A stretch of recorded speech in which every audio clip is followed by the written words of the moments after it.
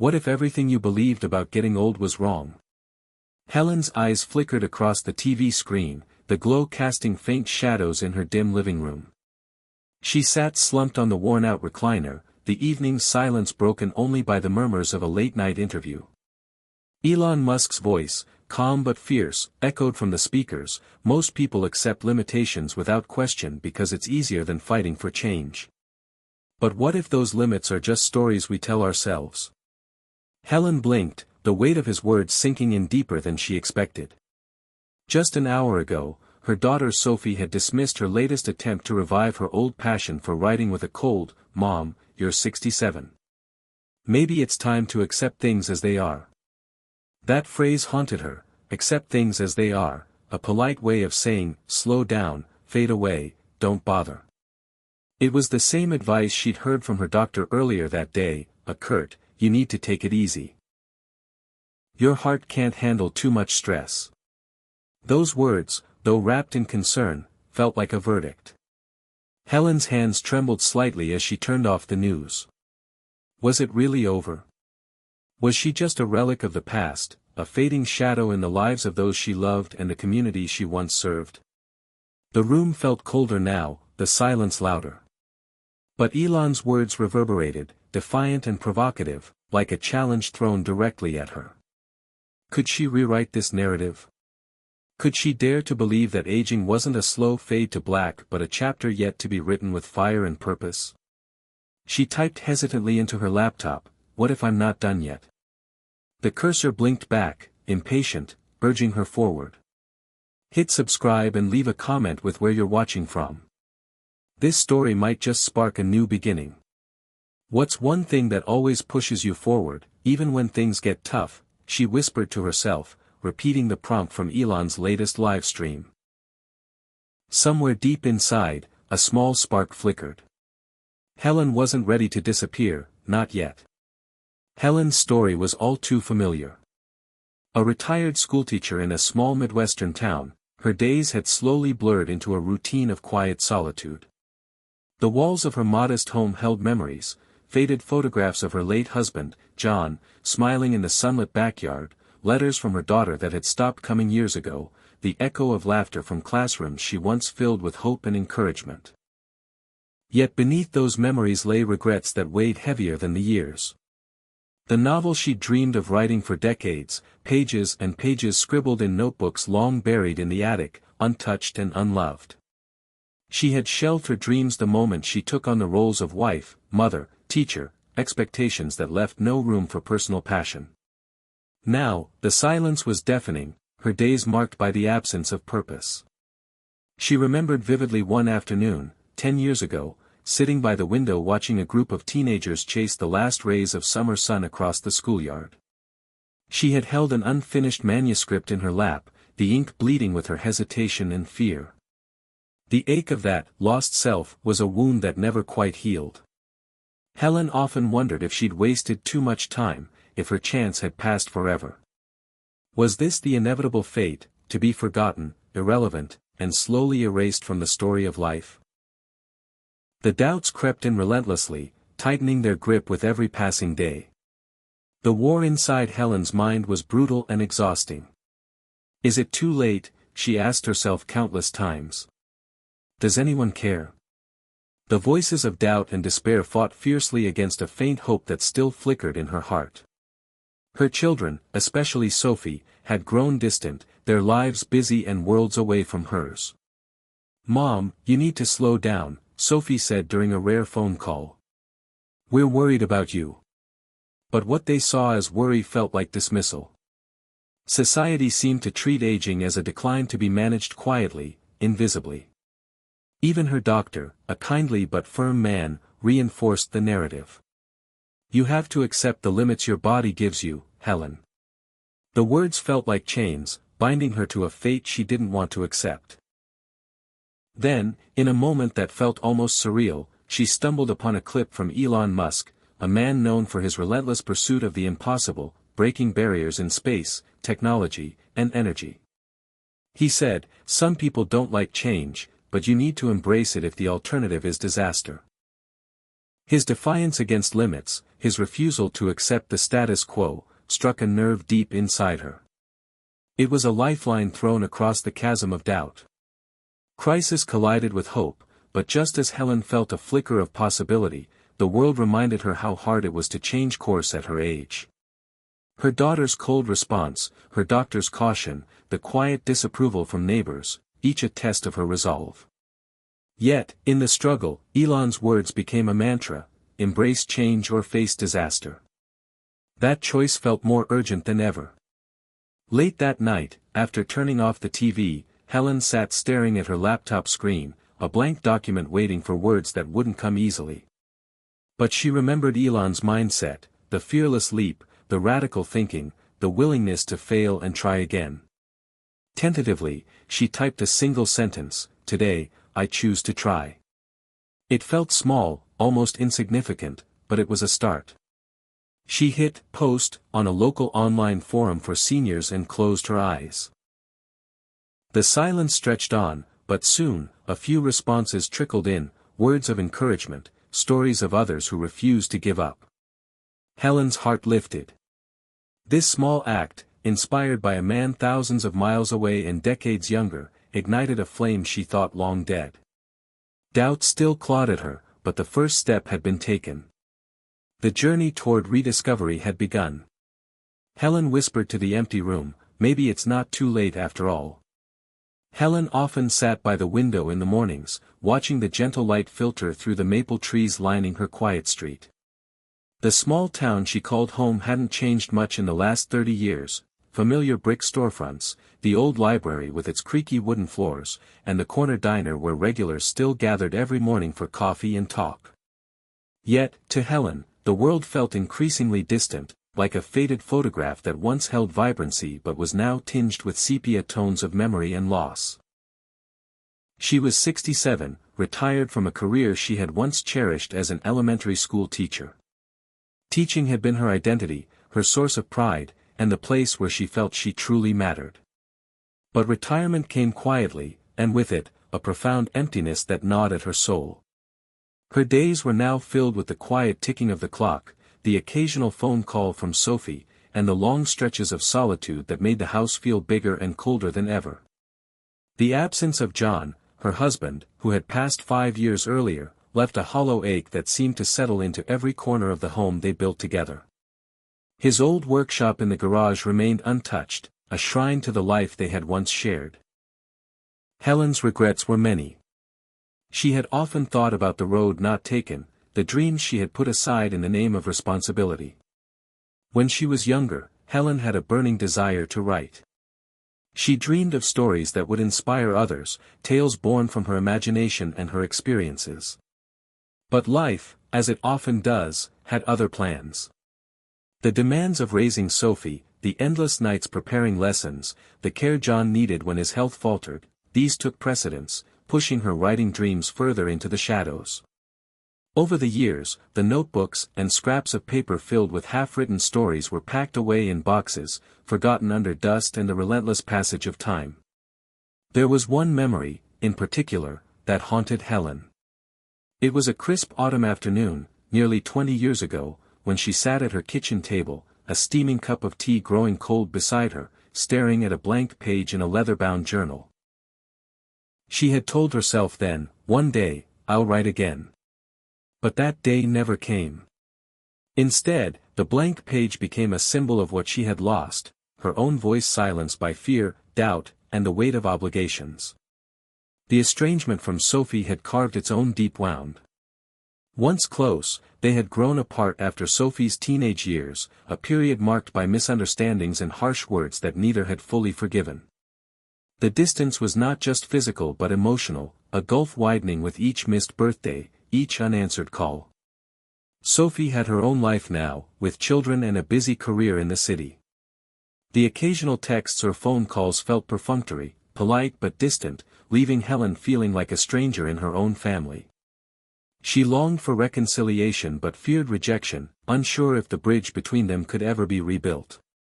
The loneliness was amplified by the quiet routines that defined her days. She walked the same paths, visited the same grocery store, and greeted the same neighbors, but these interactions were surface level, leaving her craving deeper connection and meaning. The house felt like a museum of past joys and sorrows, a place where time seemed to stand still while she drifted aimlessly through the present. Helen's physical health was another constant reminder of her advancing years. She moved more slowly now, joints stiff and muscles weak. The doctor's appointments brought news that was often discouraging: high blood pressure, early signs of arthritis, and warnings about the risks of overexertion. "Take it easy," her doctor urged gently but firmly. "Your body isn't what it used to be." Those words echoed in her mind like a verdict, convincing her that her best days were behind her. She wrestled with the frustration of feeling trapped in a body that seemed to betray her. Yet beneath that frustration was a flicker of resistance, a stubborn refusal to surrender completely. She remembered glimpses of her former self, a woman who had weathered storms with grit and grace, who had faced challenges with determination and hope. Somewhere deep inside, that woman still lived, waiting for a chance to rise again. The town itself seemed to mirror Helen's inner landscape, a place holding on to traditions and routines, wary of change. The local community center offered some activities for seniors, but the options felt limited and uninspired. She watched others around her accept aging as a slow decline, a chapter to be endured rather than embraced. Many of her peers had resigned themselves to quiet lives, speaking of slowing down and taking it easy, as if these were the only options left. Helen wanted more. She longed to break free from the invisible cage that society placed around people her age, to prove that life could still be vibrant, meaningful, and full of purpose. The problem was knowing how to start. Where could she find the courage and energy to change when every part of her seemed bent on conserving what little strength remained? One chilly morning, Helen found herself drawn to a news story about Elon Musk, a name she had heard frequently in passing but never paid much attention to. The article described Musk's latest ventures: rockets launching into space, electric cars transforming the automotive industry, and bold plans for a future that seemed pulled from the pages of science fiction. What struck Helen wasn't just the accomplishments but the attitude, a refusal to accept limitations, a relentless push toward the impossible. Here was a man who had faced failures, doubts, and setbacks but kept moving forward, driven by a vision that transcended age, fear, and convention. She watched a clip where Musk said, "You don't have to be young to innovate. The biggest risk is not trying because you think it's too late." Those words echoed inside her, stirring something she hadn't felt in years, a flicker of hope, a whisper of possibility. That evening, Helen sat down at her old desk, the one she had used for lesson plans and grading papers. She opened a dusty box and pulled out her leather-bound journal, running her fingers over the worn cover. For the first time in a long while, she allowed herself to imagine what it might feel like to write again, to give voice to the stories locked inside her heart. The fear was still there, the voice telling her she was too old, that the world had moved on without her. But this time, she chose to listen to a different voice, the one that said maybe, just maybe, it wasn't too late. She placed a pen on the blank page and hesitated, then slowly began to write. The words came haltingly at first, fragments of dreams, memories, and hope. But with each sentence, her confidence grew, and the weight of years seemed to lift, if only a little. Helen realized she had been waiting for permission, from society, from her family, from herself, to matter again. That night, she gave herself that permission. The journey back to herself would not be easy. Helen knew there would be days of doubt, setbacks, and loneliness. But for the first time, she saw a path forward, not a gentle decline, but a climb toward rediscovery. She thought of Elon Musk's relentless spirit and imagined what it might mean to carry even a fraction of that fire into her own life. It was a challenge to the stories she had believed about aging, a call to rewrite the script. Helen felt a mix of fear and excitement, a trembling in her chest that was both terrifying and exhilarating. She closed her journal and whispered to the empty room, "This is just the beginning." The future was uncertain, but for the first time in years, Helen was ready to believe in possibility. Helen sat in the kitchen, the soft hum of the refrigerator filling the silence as she stared at the steaming cup of tea in front of her. The sunlight filtered weakly through the curtains, casting a pale glow over the faded linoleum floor. Her hands, once steady and sure, now trembled slightly as she wrapped them around the warm mug. The question that haunted her was relentless: is it too late? She had wrestled with it for months, this quiet torment that gnawed at her spirit, leaving her caught between despair and hope. The world seemed to whisper that her time had passed, that she was meant to step aside and watch others take the stage. Her doctor's words echoed in her mind: "You need to slow down, Helen. Your heart can't handle the stress. It's just part of getting older." But Helen didn't want to accept that. Not yet. Not without a fight. Her phone buzzed on the counter, breaking the silence. A message from Sophie: "Are you okay? You haven't called in a while." The simple question felt like a double-edged sword. It was both a lifeline and a reminder of the distance between them. Helen's heart tightened. She wanted to answer, to bridge the gap, but the words stuck in her throat. How could she explain this battle raging inside, the desire to reclaim a part of herself that everyone else seemed ready to bury? She put the phone down, frustration swelling with the helplessness of feeling unseen and unheard. The societal messages about aging were suffocating. Everywhere she turned, the narrative was clear: slow down, don't rock the boat, accept the decline. Friends advised caution, neighbors shook their heads at her new obsession with writing, and local community programs emphasized rest over risk. "You've done your part," they said kindly but firmly, as if life's value diminished with each passing year. Helen knew that kind of quiet dismissal all too well. It was the same kind that silenced women like her, telling them their time to shine was over, that dreams were for the young. The inner war between resignation and rebellion was exhausting.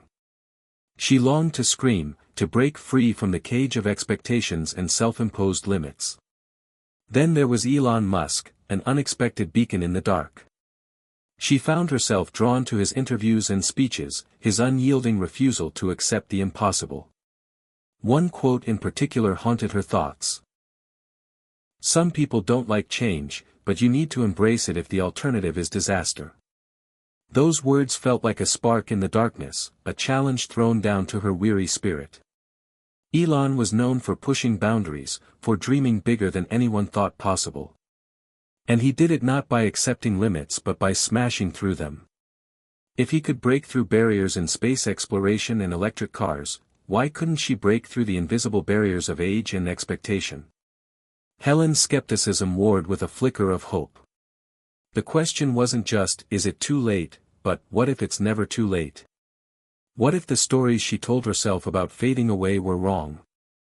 She thought about her own history of resilience, the years she had spent raising Sophie, managing a household, and shaping young minds in the classroom. She had faced challenges before, survived losses, and found ways to move forward. What if this was another mountain to climb, not the end of the road? But doubt was a powerful enemy. "Who cares?" whispered the voice in her head. "You're invisible now." It was a hard truth she felt every day, in the silence of her house, in the passing glances of strangers, even in Sophie's polite but distant replies. Her doctor's words haunted her next appointment. "Helen, you must accept your limits.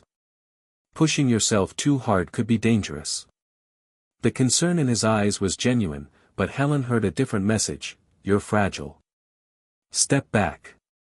The medical advice was practical, yet it felt like a sentence, a confinement she wasn't ready to live with. She wanted to argue, to tell him she was more than her body, that her mind and spirit still burned with desire to create and connect. But she nodded quietly, swallowing the frustration.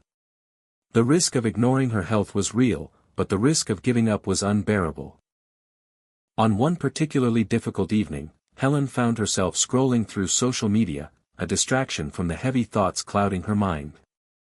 That's when she stumbled across a clip from Elon Musk's latest podcast. His voice was calm but urgent as he said, "Fear of failure keeps people stuck, but failure is just a step on the path to success." You have to embrace discomfort, risk, and change to grow. The word struck a chord so deep it made her catch her breath. Helen realized she had been clinging to comfort and safety out of fear, fear of failure, fear of rejection, fear of the unknown. But what if discomfort was the very thing she needed? What if growth waited on the other side of fear? The inner conflict became almost unbearable. She lay awake many nights, caught between the pull of hope and the weight of years. Could she really start over? Could she dare to write again, to reach out to Sophie, to reclaim a life she thought was behind her? Elon's example was a mirror reflecting the possibility of transformation, not easy or guaranteed, but worth fighting for. His fearless attitude was a beacon, lighting the dark corners of her doubt. Helen's mind replayed his words, "When something is important enough, you do it even if the odds are not in your favor." Was her desire to create and connect important enough? She decided it was. But the tests came quickly. Her daughter Sophie called during a particularly vulnerable moment, skepticism dripping from her voice. "Mom, I just don't want you to get hurt trying to change too much, too fast." The caution was a wall, a protective barrier Sophie put up to shield both of them. Helen wanted to push back, to tell Sophie that she was tired of being treated like a fragile old woman, but she softened her tone instead. "I'm not trying to be reckless. I just need to find a way to live again." The conversation ended with more distance than connection, but Helen held on to the hope that seeds had been planted. At the same time, Helen noticed the quiet judgment of neighbors and friends. Whispers about her new hobby, the raised eyebrows at community meetings when she suggested workshops for seniors to learn new skills. "Why rock the boat?" they seemed to say without words. It was a reminder that society wasn't ready to see someone her age challenge the narrative of decline. Yet, beneath the resistance, Helen felt a growing resolve. She wasn't just fighting her own fears anymore, she was pushing against the boundaries others had set for her and for people like her. In those moments of doubt, Helen returned again and again to Elon Musk's example, a man who faced multiple failures, public criticism, and enormous risks but kept moving forward with a vision that refused to die. She began to see that her battle was not just personal but symbolic. Her journey could become a testament to what was possible when fear was confronted head-on, when age was seen not as a cage but as a new frontier. The idea was terrifying and exhilarating all at once. Helen made a promise to herself: she would not give in to the inner war without a fight. She would find a way to embrace change, to rewrite the stories she had believed for so long. The road ahead would be uncertain, filled with challenges and setbacks, but it was hers to walk. She closed her eyes and took a deep breath, feeling the pulse of possibility stirring within. The war inside her was far from over, but for the first time, she was ready to be its victor. Helen woke early the next morning with a restless energy she hadn't felt in years. The quiet house seemed to hum with possibility as the first light crept through the curtains. For months, she had battled doubt, fear, and the crushing weight of invisibility, but today something was different. Today, she was ready to act. Inspired by Elon Musk's relentless pursuit of bold ideas, she decided to make a small but meaningful change: she would start walking every day.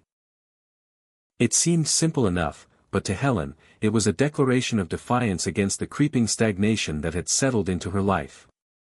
She pulled on her worn sneakers, grabbed her coat, and stepped outside into the crisp morning air. The neighborhood was still quiet, the streets bathed in soft golden light. With each step, she felt a flicker of strength, a reconnection to a body she had too often ignored or doubted. The rhythm of her footsteps became a steady beat of resolve, echoing the quiet determination growing inside her. At first, the walks were short and slow.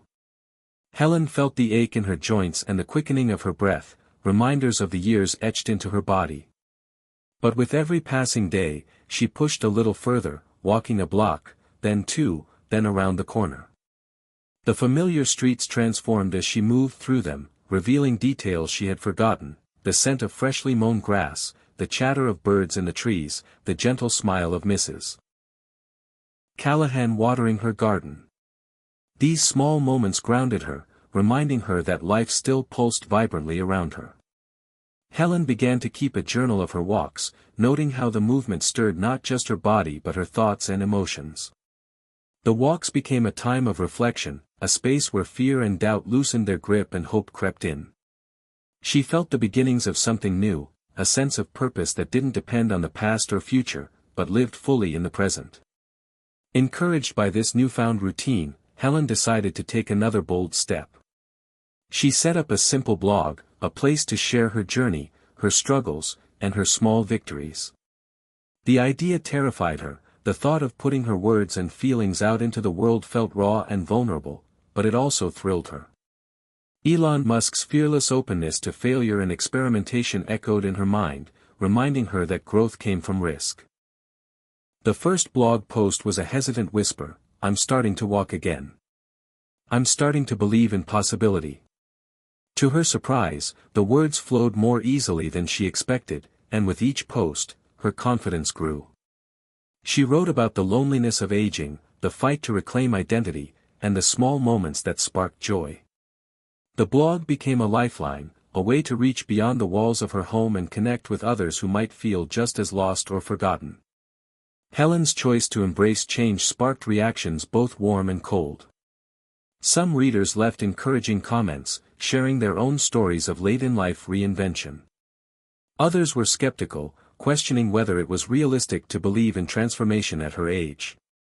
The mixed feedback was a reminder that the journey would be challenging, but Helen refused to let doubt silence her voice. Each message was a thread weaving her into a larger tapestry of people fighting to rewrite their stories. She began to understand that she was not alone, that the struggle against invisibility and resignation was shared by many. This realization deepened her resolve and fueled her determination to keep going. At home, the small changes rippled into her relationships. Sophie noticed the difference in her mother's demeanor, the lightness in her step and the spark in her eyes. Their conversations, once strained and cautious, began to open up. One afternoon, Sophie surprised Helen by joining her on a walk through the neighborhood. The two women moved slowly side by side, sharing stories and laughter that felt both new and achingly familiar. It was a fragile but precious bridge being rebuilt, one step at a time.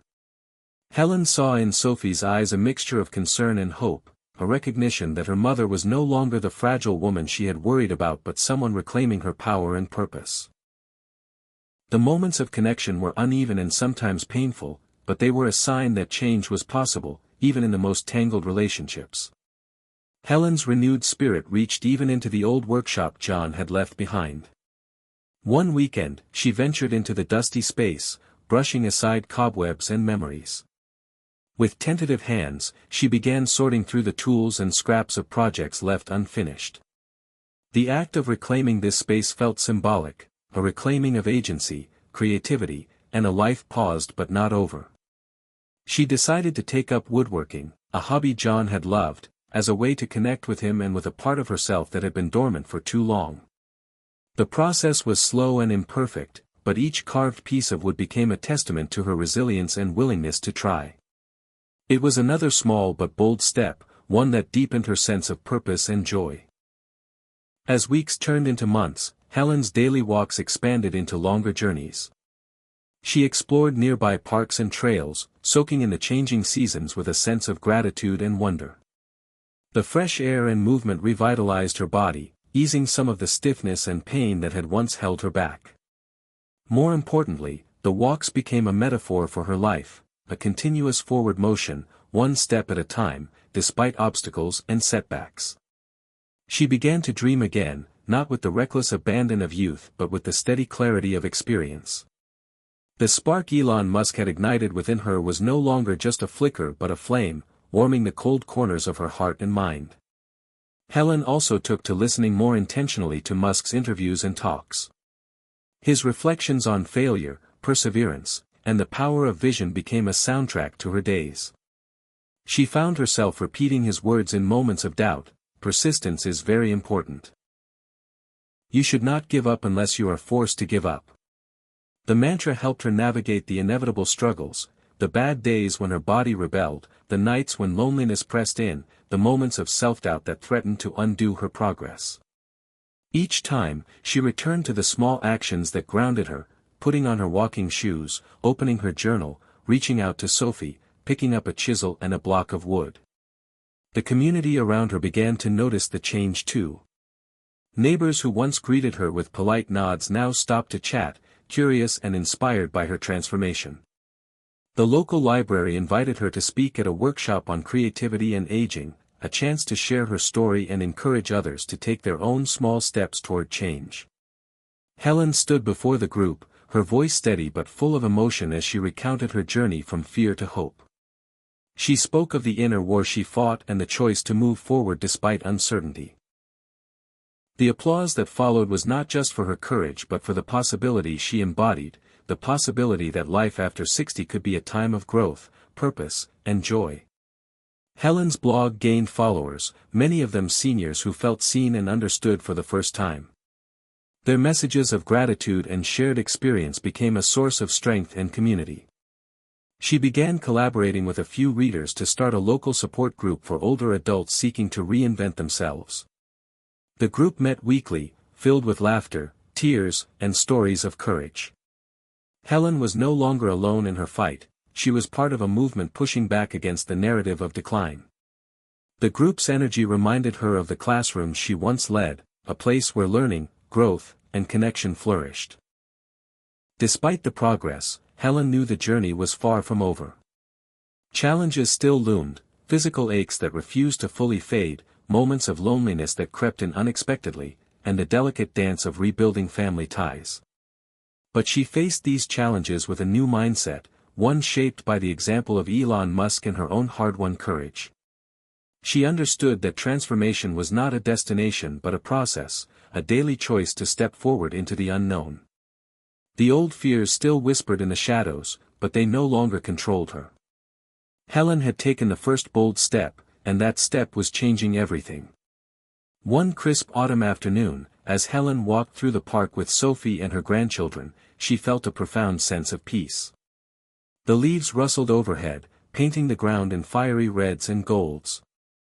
She looked at the faces around her, young and old, connected by love and shared moments, and realized that this was what she had been missing all along. Belonging, purpose, and the courage to believe in herself again. Elon Musk's warning echoed in her mind, a reminder to never accept the limits others placed on her or herself. Helen smiled, knowing that her story was far from over.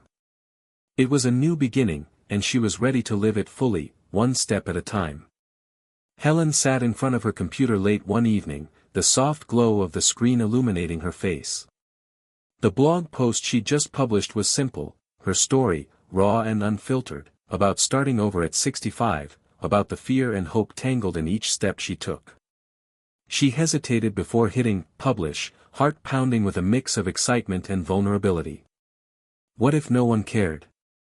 What if her words were just whispers lost in the digital noise?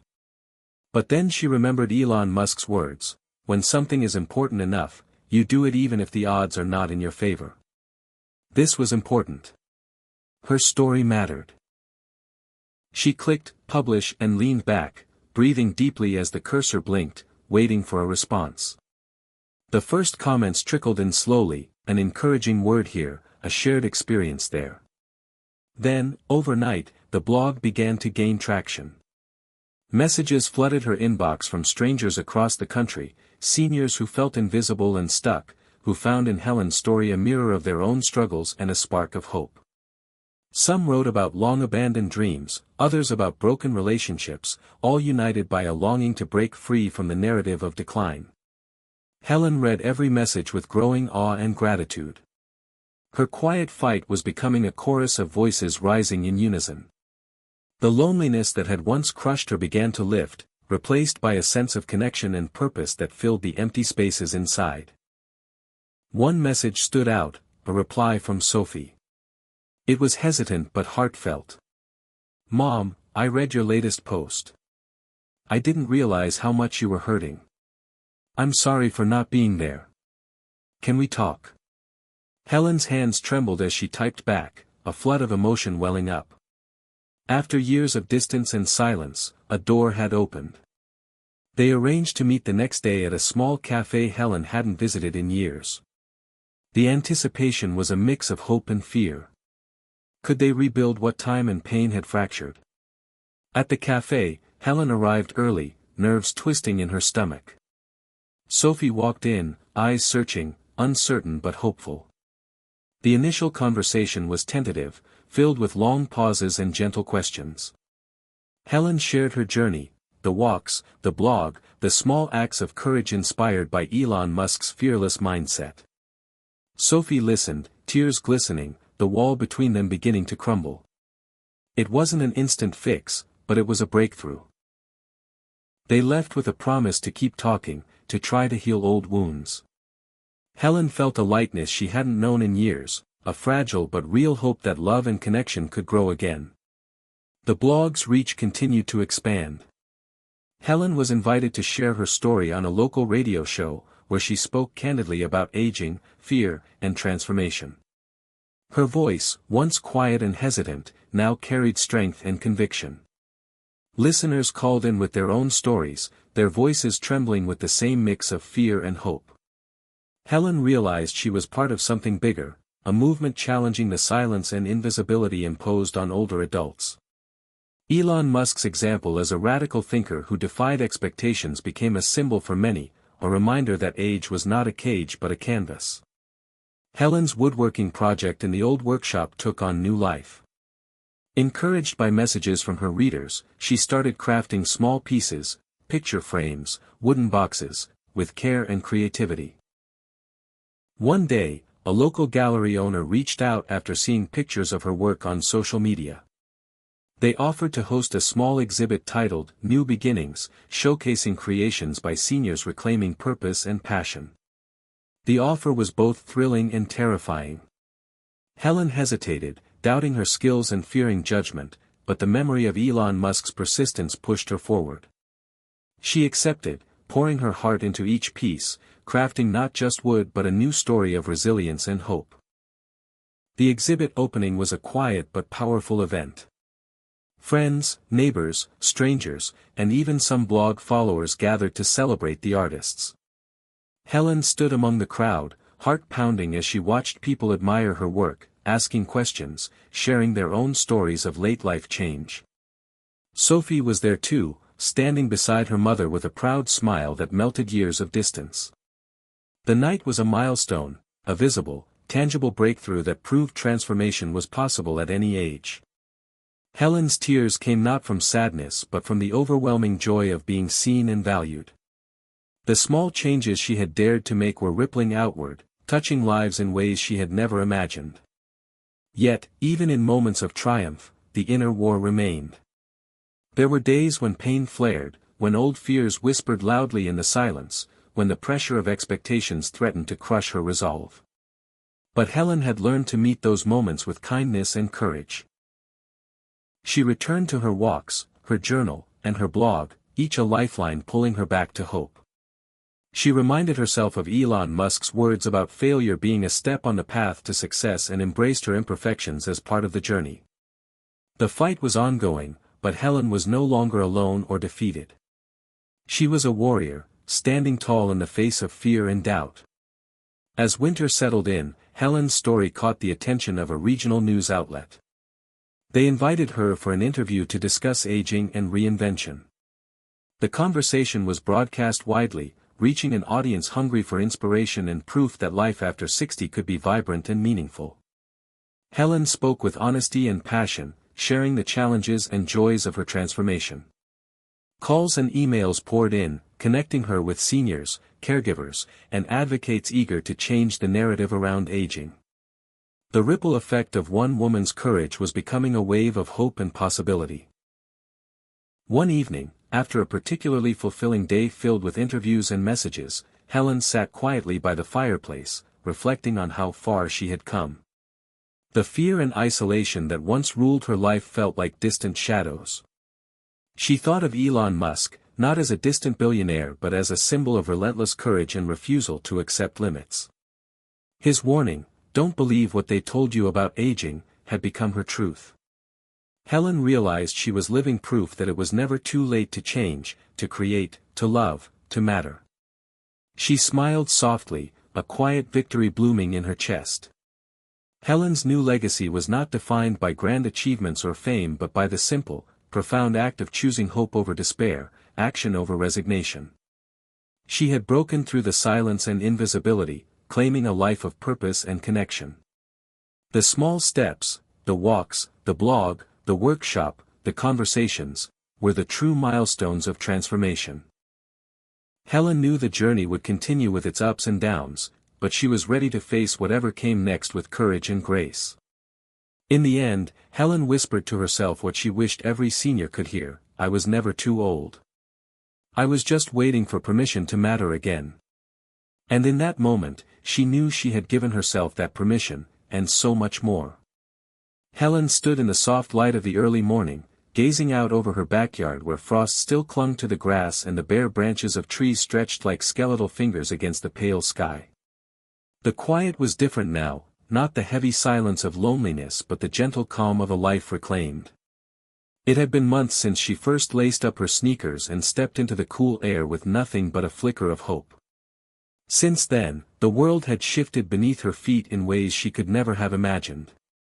The small choices she made, inspired by a man she'd never met but admired for his fearless spirit, Elon Musk, had changed everything. Helen wasn't the same woman who sat in her dim kitchen, doubting and shrinking. She was something new, stronger, more vibrant, deeply alive. She thought back to the moments when she'd felt most broken, most invisible, and marveled at how far she'd come.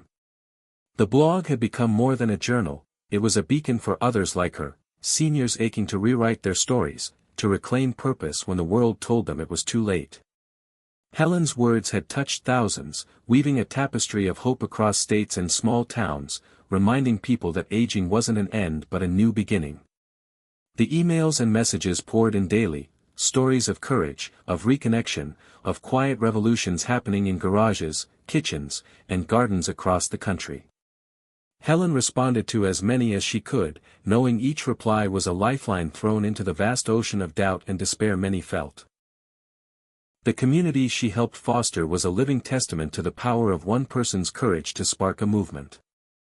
The support group they started met weekly in the local library's cozy meeting room. Helen watched as faces lit up with newfound confidence and shared vulnerability. The group had grown, not just in numbers but in heart, a sanctuary where age was not a limitation but a badge of honor. The stories told there were raw and real, about loss, about fight, about dreams rediscovered. Helen often thought of Elon Musk's relentless push against the impossible, how he embraced failure as fuel rather than defeat. She shared this mindset with the group, encouraging them to see each setback as a stepping stone. Don't let anyone tell you your best days are behind you, she told them. We're just getting started. Helen's relationship with Sophie had blossomed in ways she hadn't dared hope. The wounds of the past were not erased, but healed with patience, empathy, and honest conversation. They laughed again, shared meals, and made new memories alongside the old ones. Helen felt the warmth of family knitting itself back together, fragile but real. Sophie had even begun attending the support group meetings, discovering her own strength and connection through her mother's journey. It was a circle of renewal, proof that change could ripple through generations, healing wounds once thought permanent.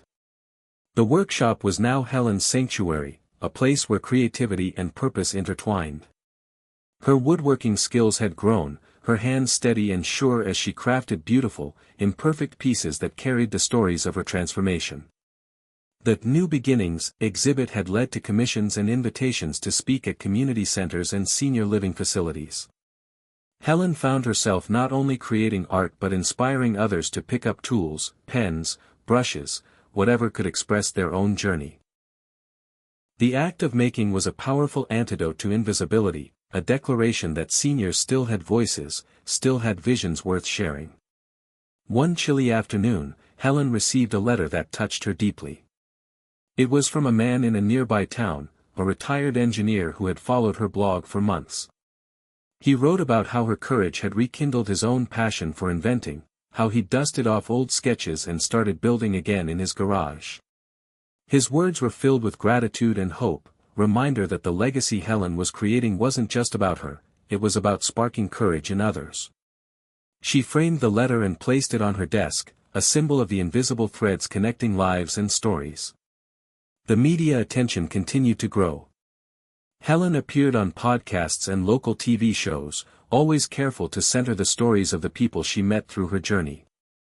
Her message was clear and consistent: aging is not decline but evolution. She urged audiences to reject the stereotypes that shackle seniors in silence and invisibility. "We have so much to offer," she said, her voice steady and warm. "Experience, wisdom, creativity, resilience. Don't let society's narrow views limit what you believe you can do." Her words resonated, sparking conversations in living rooms, nursing homes, and policy circles. Helen realized she was becoming a reluctant but passionate advocate for seniors everywhere. At home, Helen's days were full but balanced. Morning still began with a walk, the crisp air a daily reminder of the life she was choosing. Afternoons were for the workshop and writing, evenings for family dinners and quiet reflection. The fear and isolation that had once shadowed her life were now distant memories. She had learned that transformation wasn't a grand event but a series of small, brave acts, each step forward building momentum. Elon Musk's fearless pursuit of impossible dreams had inspired her to see beyond limitations, to embrace uncertainty as a canvas for possibility. Helen now knew that the story she was living was one she could shape with intention and courage. One evening, as Helen sat by the fireplace, she penned a final blog post that captured the essence of her journey. She wrote, "I thought this was the end.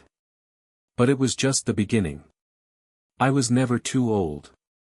I was just waiting for permission to matter again. And now, I give that permission to all of us. To live, to love, to create, to matter, at any age." She posted it with a sense of peace and purpose, knowing that her legacy was not in fame or fortune but in the lives touched, the voices lifted, and the hope rekindled. Helen's transformation became a ripple that spread far beyond her small town. She was invited to participate in panels on aging, innovation, and community building. Policymakers and nonprofits sought her insights, recognizing the power of stories to shift attitudes and inspire change. Helen spoke not only as a survivor but as a visionary. Someone who dared to defy the rules society imposed on aging and to live boldly in the face of fear. Her voice was a bridge between generations, a call to action to see aging not as a burden but as a stage of potential. Through it all, Helen remained humble, grounded by the knowledge that her journey was ongoing. The road ahead was uncertain, but she was no longer afraid. Each day was a gift, a chance to make a difference, to herself and to others. The legacy she built was not a monument but a living, breathing force, one that challenged the world to rethink what it meant to grow older. In her heart, Helen carried the fearless spirit of Elon Musk, not as a billionaire entrepreneur but as a symbol of relentless courage, radical hope, and the refusal to accept limits imposed by others or by time itself. As spring blossomed outside her window, Helen looked forward with open arms and a joyful heart. The years ahead were hers to shape, filled with possibility, connection, and meaning. She had broken through the silence, the fear, and the invisibility. She had chosen to walk into the light, to speak her truth, and to build a legacy that would outlast her. And in doing so, Helen became a beacon for all who felt left behind or forgotten, a living testament to the power of courage, change, and the unyielding human spirit. Helen woke up to the gentle hum of the morning. The sun filtered through lace curtains, casting delicate patterns on the worn wooden floor of her bedroom. For the first time in a long while, she felt a restless excitement stirring inside her, a yearning for something new beyond the safe rhythm she'd settled into. The transformation she had embraced wasn't a destination but a journey, and today marked the start of a fresh chapter. She had been invited to speak at a nearby community college about aging, reinvention, and the power of small choices, an opportunity that both thrilled and unnerved her. Public speaking had once seemed impossible, a stage too bright and unforgiving for a woman who'd hidden in shadows for decades. But Helen was learning that courage was not the absence of fear but the decision to move forward anyway. Her thoughts drifted back to Elon Musk's words that had anchored her through dark nights. Some people don't like change, but you need to embrace change if the alternative is disaster. Helen understood this deeply now. The alternative, letting life slip away quietly, was a disaster she refused to accept. She dressed carefully, choosing a soft blue sweater that brought out the color in her eyes and a pair of comfortable slacks. Standing in front of the mirror, she gave herself a small, determined nod. "You're ready," she whispered. The community college auditorium was modest but buzzing with energy when Helen arrived. The audience was a mix of seniors, students studying social work and gerontology, and community members curious about what a woman like Helen had to say. She took a deep breath as she stepped onto the stage, the spotlight warm on her face.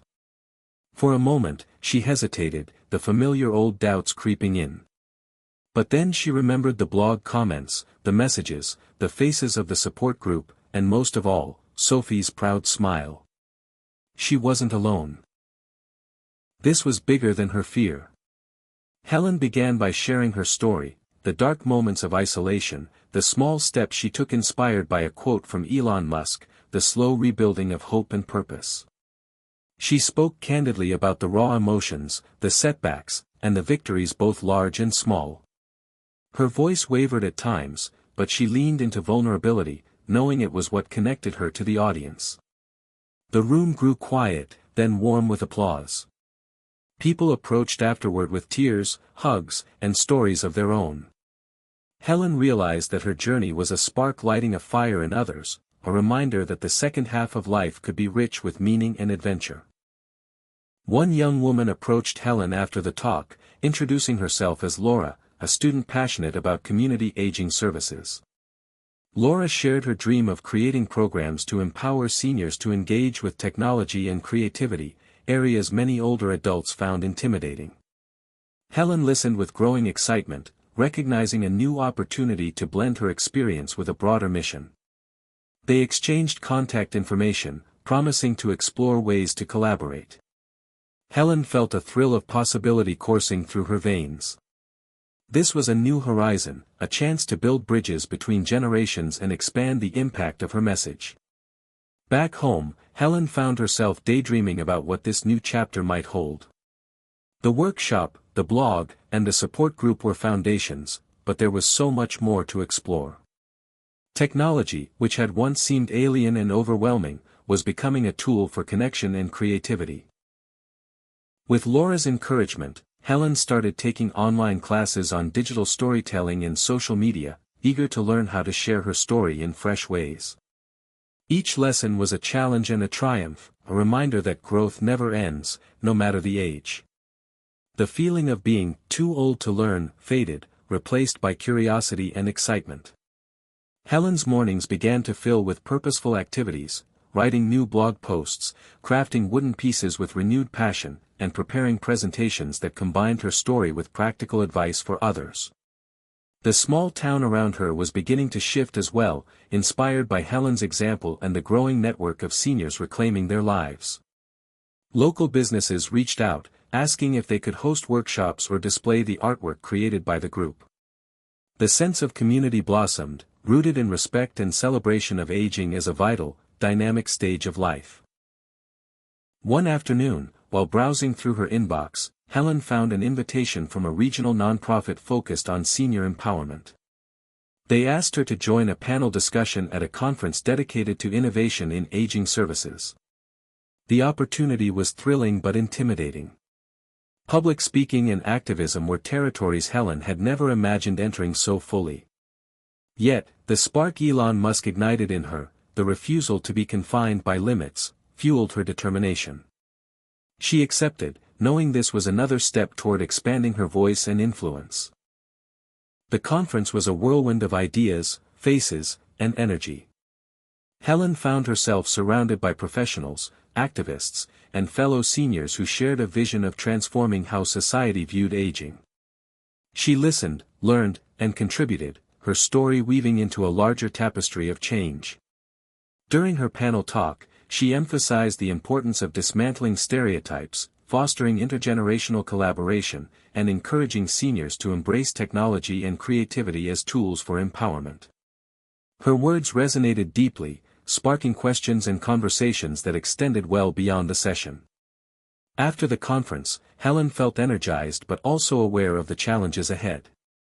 The path of advocacy was fraught with resistance, ageism deeply ingrained in society's fabric, policies slow to change, and the constant battle against invisibility.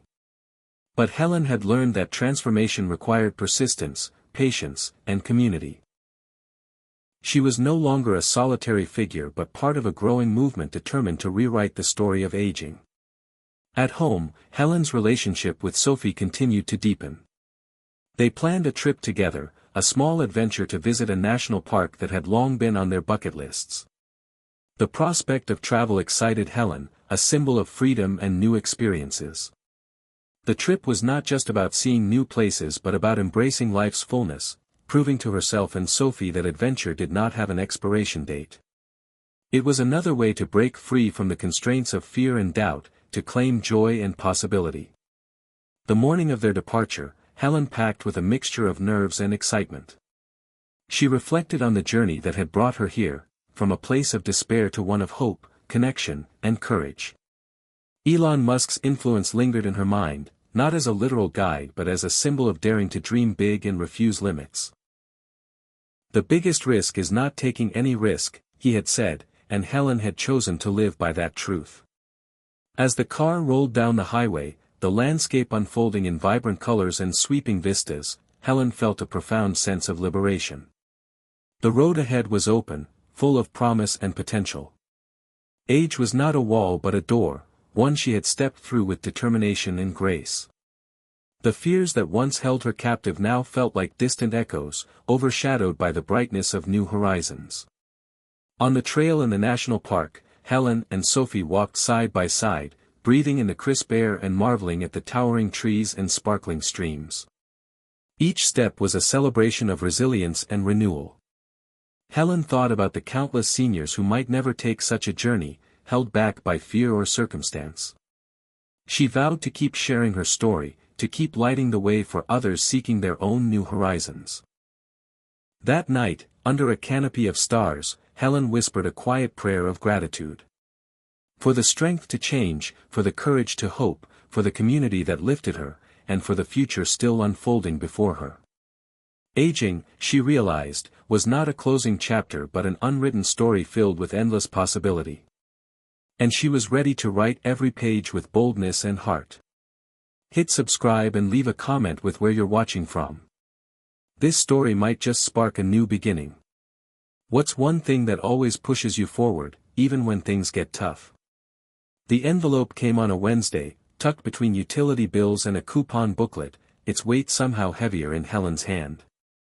Cream-colored, smooth, with a gold-embossed return address that simply read, Futurefront Forum, Palo Alto, California. At first, she thought it was junk mail, a fancy-looking ad for some startup. But when she opened it and read the letter inside, her breath caught. It was an invitation. An actual, personal invitation, to speak at a national summit on innovation and aging. They had read her story. They had followed the blog. They wanted her on a panel alongside other changemakers who were redefining what it meant to grow older in America. Helen sank into the nearest chair, the letter trembling slightly in her hands. California. A stage. People listening. Could she really do this? For a moment, she felt the old instincts creeping in, hesitation, self-doubt, the reflex to stay small and safe. But then she remembered the long walks, the first blog post, the trembling but fierce voice that had risen in her over the past year. This wasn't about being comfortable. This was about rising.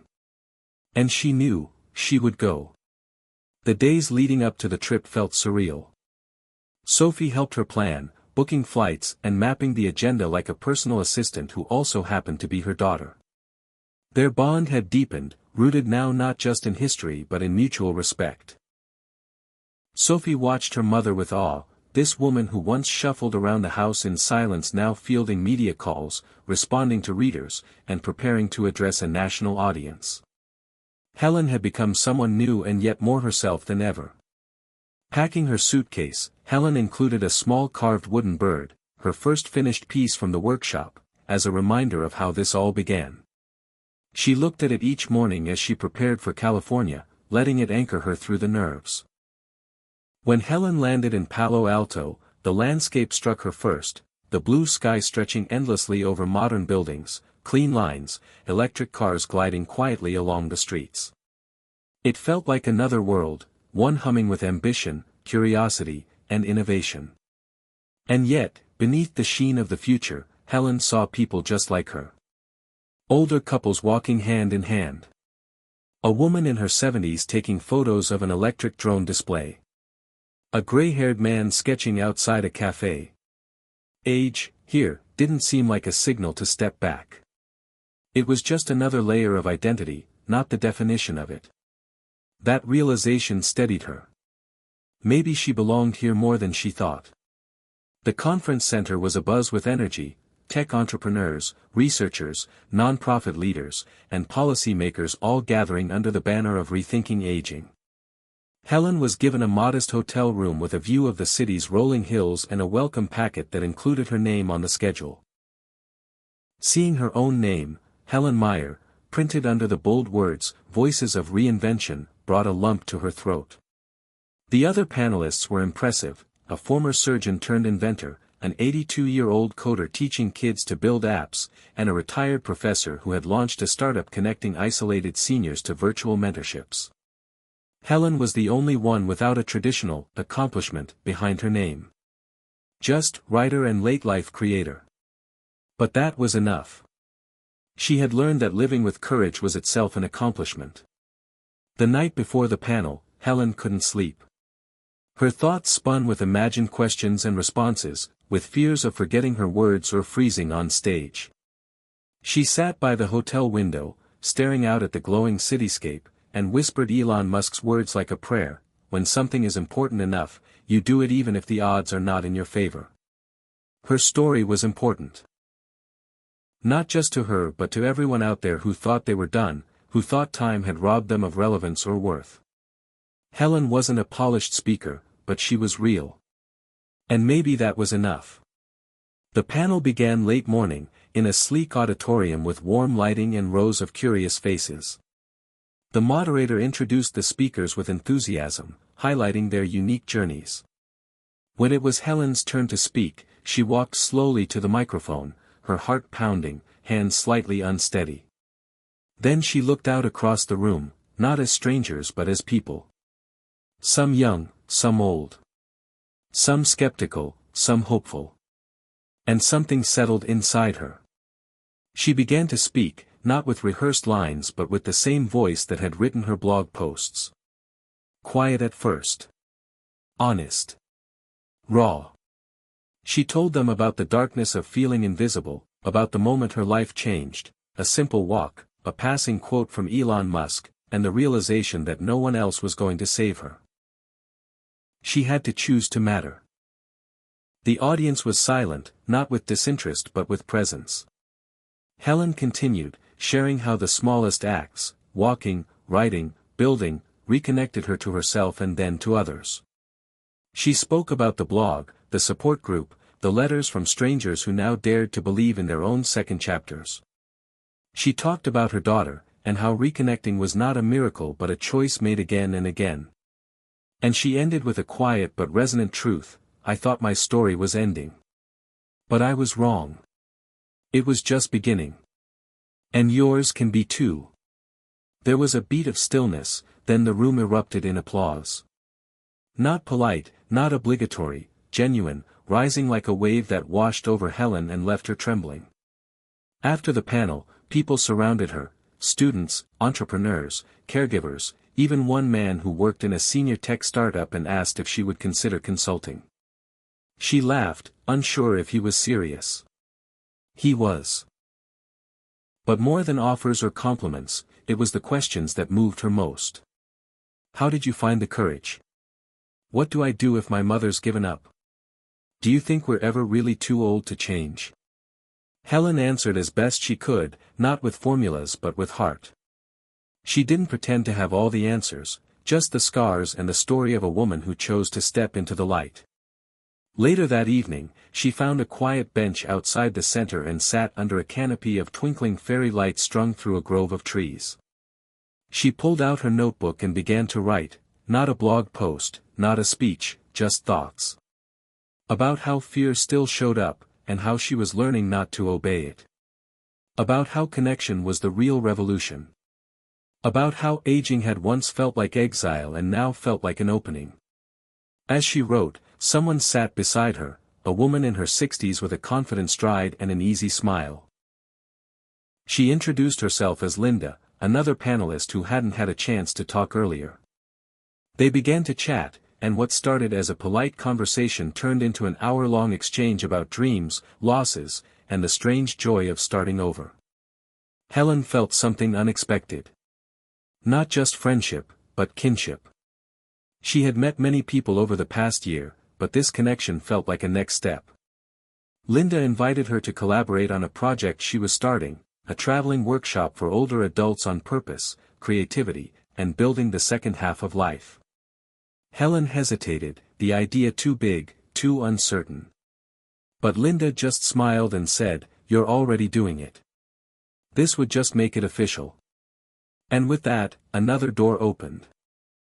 On the flight back home, Helen looked out the airplane window as clouds rolled like waves beneath them. She had left as a speaker and was returning as something else entirely. A builder of movements. A connector. A woman whose life had become a message. She closed her eyes and imagined her younger self, the one who sat in a dark kitchen wondering if life had already passed her by. She whispered to that version of herself, "It wasn't too late. It was just waiting for you to say yes." As the plane descended, Helen felt no need to return to who she had been before the trip. This was her life now, expansive, in motion, filled with people and purpose. She wasn't done growing. Not by a long shot. The future stretched before her, not as a threat but an invitation. One she now had the courage to accept. The town hadn't changed, not visibly. Same brick storefronts. Same sleepy rhythm. Same squeaky swings in the park where time seemed to gather like dust. But Helen had changed, and that made everything look different. When she stepped off the plane and into Sophie's car, the familiar roads felt more like pages of a book she used to read in a different language. She watched as the neighborhood passed by, the diner with its cracked neon sign, the shuttered video store now turned tax prep office, the nursing home she used to pass without thought. All these places, once ordinary and silent, now whispered with potential. She was beginning to see people, older people, walking alone, waiting in line, sitting quietly on porches, and she saw what she never could before. Untapped fire. Lives still burning. But hidden. Forgotten. Helen knew her return wouldn't be about slipping quietly back into routine. It would be about igniting something here. Because if transformation could happen in her, it could happen anywhere. And she wasn't the only one who needed it. That first night home, Helen stood in her kitchen and stared at the refrigerator door. She had pinned the Palo Alto conference badge there, a reminder not of status but of possibility. She traced her finger over her name and remembered what it felt like to stand in front of a room and speak without shrinking. Sophie came in with 2 mugs of tea and sat across from her.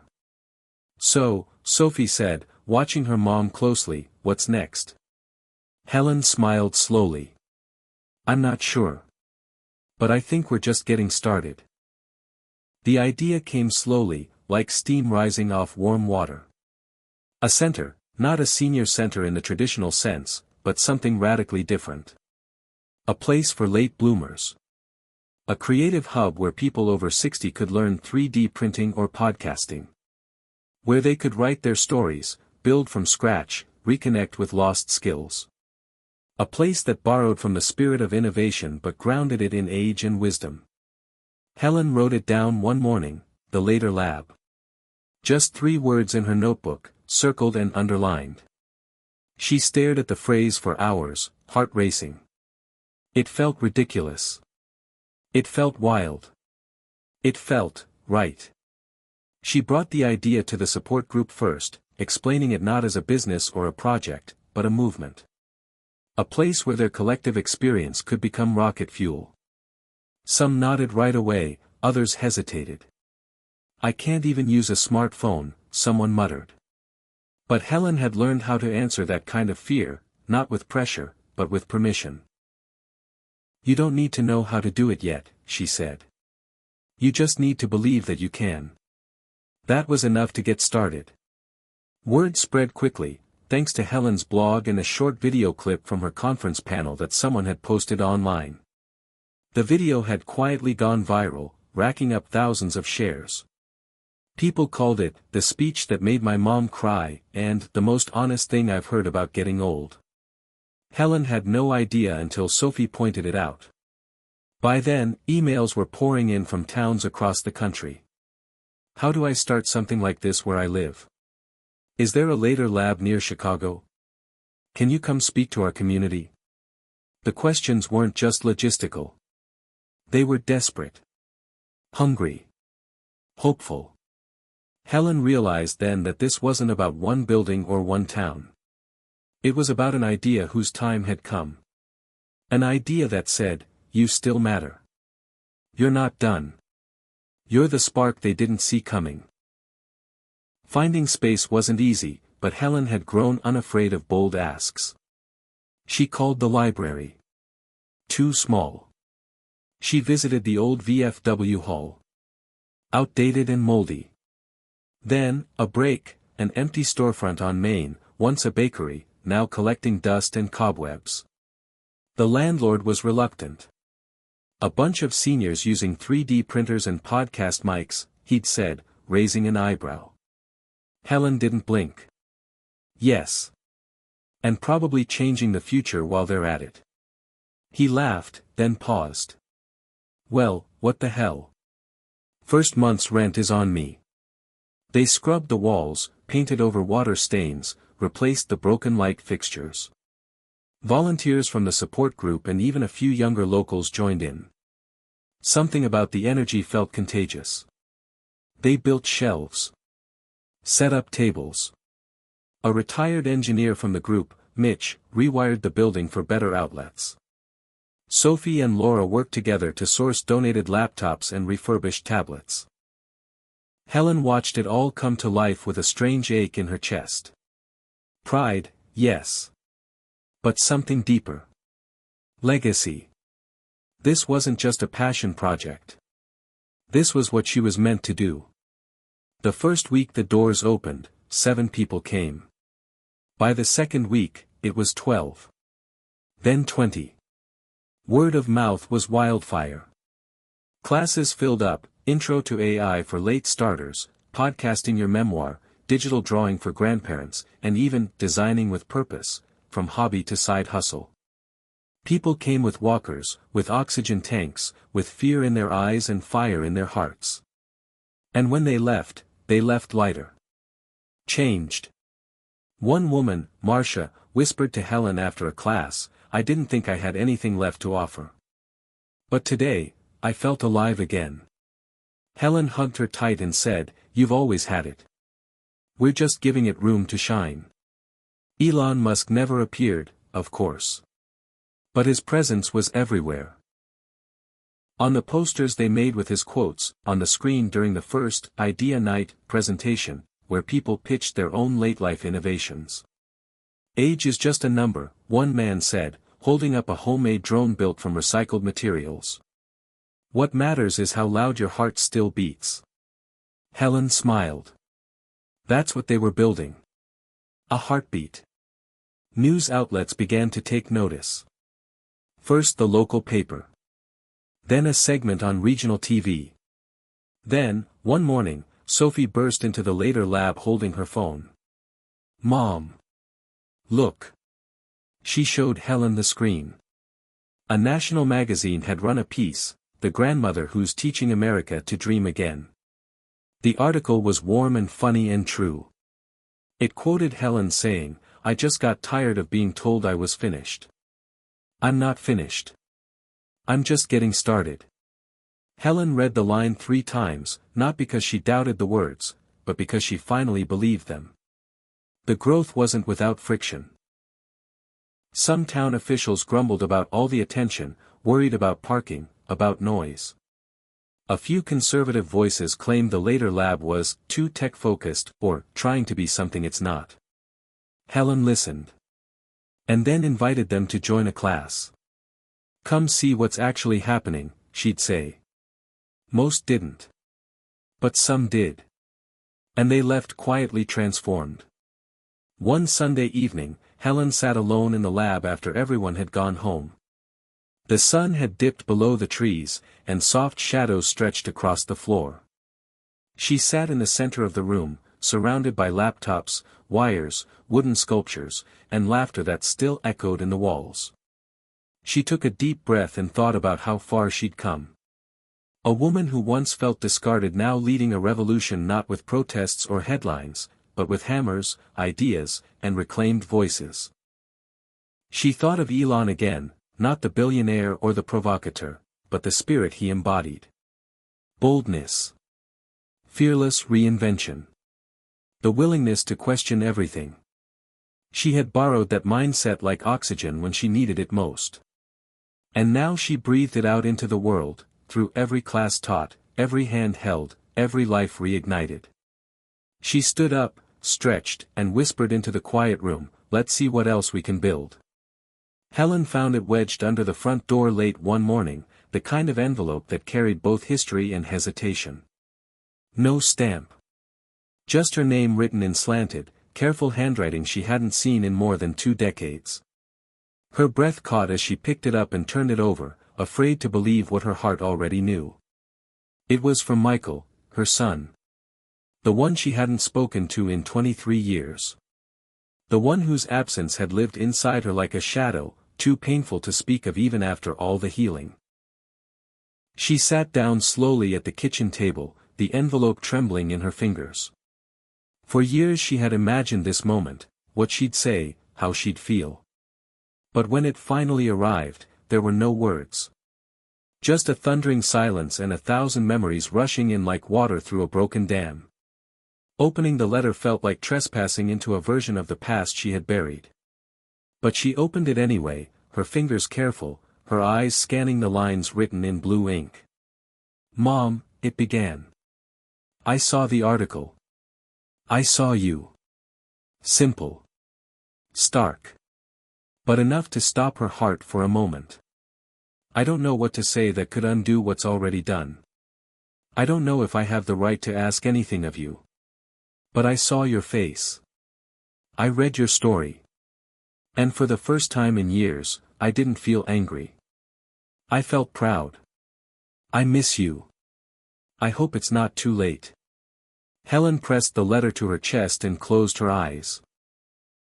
The ache that had followed her through every holiday, every quiet evening, every missing photo frame, it wasn't gone, but it had shifted. This wasn't a resolution. It was a door. And it had finally opened. She didn't rush to respond. Instead, she walked. For hours, through town, along the river, into the old neighborhood where Michael used to ride his bike in endless loops. She remembered the fights, the harsh words, the stubborn pride they both shared. She remembered his silence after her divorce, after the years she buried herself in shame and distance. But she also remembered his laugh, the way he used to sit on the kitchen floor and help her bake cookies just to eat the dough. She remembered how fiercely he loved when he was young. And maybe, just maybe, there was still something left to recover. Helen sat down that night with a fresh sheet of paper. No email, no phone call. Just pen and truth. "Michael," she wrote. "I've imagined this moment 1,000 times, but I never imagined it like this. I'm grateful for your letter. More than I can say. And yes, I miss you. There's so much we've both lost. But if there's any part of you that still wants to rebuild, even slowly, even awkwardly, "I want that too." She folded the note, placed it in an envelope, and the next morning mailed it to the return address on his letter.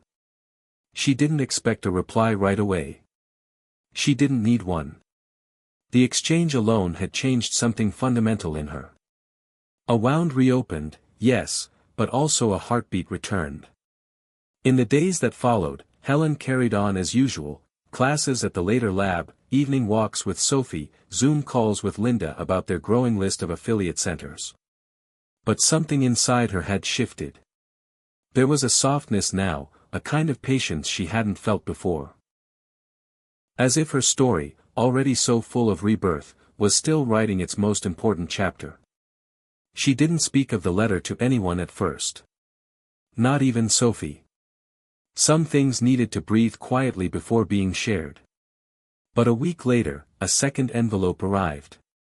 Shorter. One sentence. "I'd like to visit. Is that okay?" She showed it to Sophie, her voice trembling. "He's coming," she said. "He's actually coming."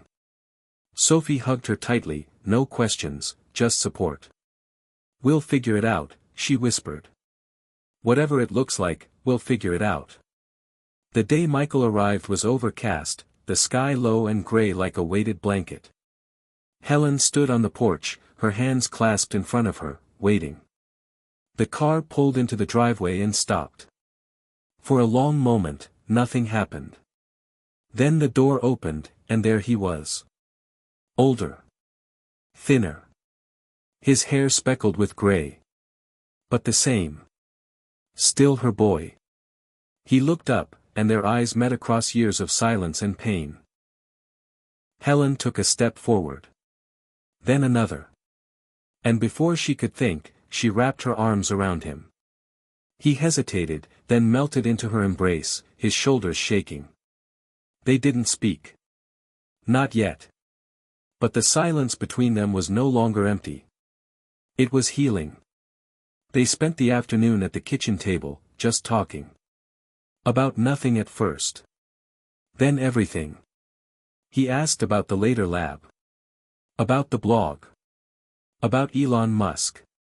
"You really started all that after 70, he said, eyes wide. Helen laughed. "Yes. And I wish I'd started sooner." He nodded. "I wish I'd called sooner." They didn't dwell on blame. They didn't excavate every wound. They just shared the space and let it hold them. Over the next few days, Michael stayed in town, visiting the lab, meeting Sophie again for the first time in years. The three of them went out to dinner, walked through the park, and watched a documentary together one night like they used to when the kids were little.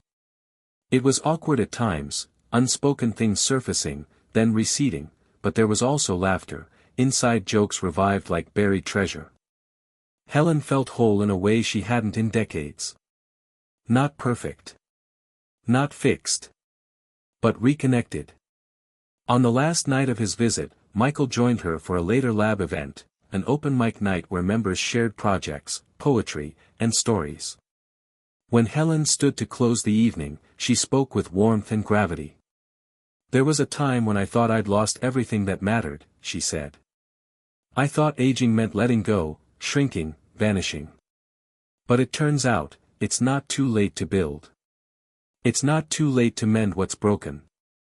And it's not too late to come home to yourself. Or to each other." Michael stood at the back, hands in his pockets, eyes glassy. When the crowd applauded, he was the first to rise. After he left, Helen found herself standing at the window again, but this time not waiting. Just reflecting. The world hadn't suddenly become perfect. The gap between who she was and who she still hoped to be hadn't vanished. But she was on the path. And for the first time, the echoes of the past felt like they belonged, not as chains, but as roots. The next week, she added a new class to the later lab schedule, Letters Across Time, Writing What Was Never Said.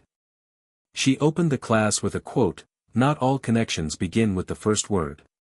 Some begin with the courage to begin at all." The class filled up within days. Elon Musk remained a presence in her story, but not as a figure to idolize. More like a symbol of the rebellion she had chosen. Against silence. Against aging as erasure. Against the idea that reinvention was only for the young or the famous or the lucky. Every time someone walked into the later lab and said, "I've never done this before, but I'm ready to try," Helen felt that same spark. And every time she saw an old face light up with new energy, she knew, the revolution she'd joined was working. She thought often now about legacy, not in terms of money or fame, but in the lives changed, the words written, the hands rebuilt. She had become a story people shared over coffee, in staff meetings, at kitchen tables. "You have to read about this woman, Helen. She started over at 70. But Helen didn't care about being the headline. She cared about being the proof. One night, back at her workbench, she carved a new wooden piece. A door, slightly ajar, with a tiny flame inside. On the bottom, she etched a few words, "It's not too late." She planned to place it on the welcome table at the lab. Not as decoration. As a promise. Helen woke up on a soft spring morning with a sense of lightness she hadn't felt in years. The later lab was quiet before the bustle of activity, the sunlight dancing through the windows onto tables scattered with notebooks, laptops, and half-finished wooden carvings. Michael, her son, had offered to help with today's workshop, an intergenerational storytelling project bringing together seniors and local teens. The reconnection, Helen thought. That's what they were building, not just between them but between generations, between past and future. She brewed tea in the quiet kitchen, anticipation fluttering in her chest. This was more than a workshop. It was healing, disguised as creation. Outside, cars trickled in. Lab members. Seasoned souls filled with stories, arrived and hugged familiar faces. A handful of teens followed, hesitant but curious, backpacks slung over shoulders, phones glowing in their hands. The dynamic felt both tender and electric. Helen and Michael greeted them, bridging decades not with judgments but with invitations: share, listen, connect. Michael led the opening circle. He asked each pair, senior and teen, to share a memory that shaped them and a dream they'd never let go of. Some pairings started awkwardly, long pauses, shy glances, but gradually the words came. Mr. Carter, a retired postal worker, told a girl who wanted to be an engineer how he once built a go-kart with scraps in his garage. The girl's eyes widened. Her own dream was to design electric cars, something Helen knew would make Elon Musk smile. Across the room, a teen musician quietly whispered to Mrs. Ruiz, a former nurse, about her longing to record songs her grandmother used to sing. As stories unfolded, older and younger faces lit up, the shared hum of recognition. Helen watched Michael facilitate, guide, and gently hold space. Watching him there, she felt enormous pride, one born not just of a mother but of a shared journey, a connection rebuilt. Next, the pairs worked on collaborative projects, a podcast episode, a digital poster, a short animation. Michael helped with the tech, showing teens and seniors how to edit, publish, and share. Helen wandered between tables, quietly observing transformations. Mrs. Liu, who had shied away from computer screens a month ago, now snapped family photos and edited them into a slideshow with her grandson. Mr. Patel used 3D printing to recreate a model of the bridge he once helped build. Sparks flew in the room, creativity, joy, connection, the kind that mends invisible fences. Their lunchtime was shared pizza and laughter. Teens cracked jokes. Seniors rolled their eyes good-naturedly and teased back. Helen sat with Sophie and Michael, feeling whole. Sophie's smile was soft but real. Michael listened, laughed, and participated with a tender energy. For years the three had moved around each other, cautious and distant, and now they moved together, curating not just a workshop but a new family rhythm. One teen named Jada came up to Helen. She hugged her before saying, "You changed everything for me. I never thought old people could do cool stuff, but now I want to tell their stories. Helen's chest tightened. A seed planted. Maybe those stories could change the world beyond the lab. In the afternoon, Helen invited everyone to gather for closing reflections. Each pair shared what they'd created and what they'd felt. I learned hope doesn't expire, said a senior. I learned to listen, said a teen. Michael closed the circle, thanking everyone for bravely sharing. Helen looked at the room filled with applause, connection, wonder, the hum of purpose and possibility. After the workshop, Helen and Michael walked by the river, silent at first. Then Michael asked, "Mom, why didn't you ever tell me about the blog or the lab? How did I miss all this?" Helen stopped, taking his hand. "Because I was afraid of how you'd see me," she said. "I thought if you knew I was broken, you'd write me off." Michael shook his head. "I didn't see you at all, until now. I saw the beginning, not the ending." They walked on, words flowing, fences falling. The river rippled beneath them, carrying the narrative of healing and reconnection downstream. That evening, Helen shared the story of the workshop on her blog. She described the quiet miracles of people crossing generational divides, of braver hearts planting seeds in unexpected soil. She wrote about loss, reconnection, the unfinished stories weaving forward. She added a photo of her carved wooden door with flame, now placed at the later lab entrance. A symbol of doors opened and embers still burning. Responses came immediately, messages from parents, educators, curiosity seekers. One teen wrote, "My grandma would love this place." One librarian replied, "Can I replicate your model here?"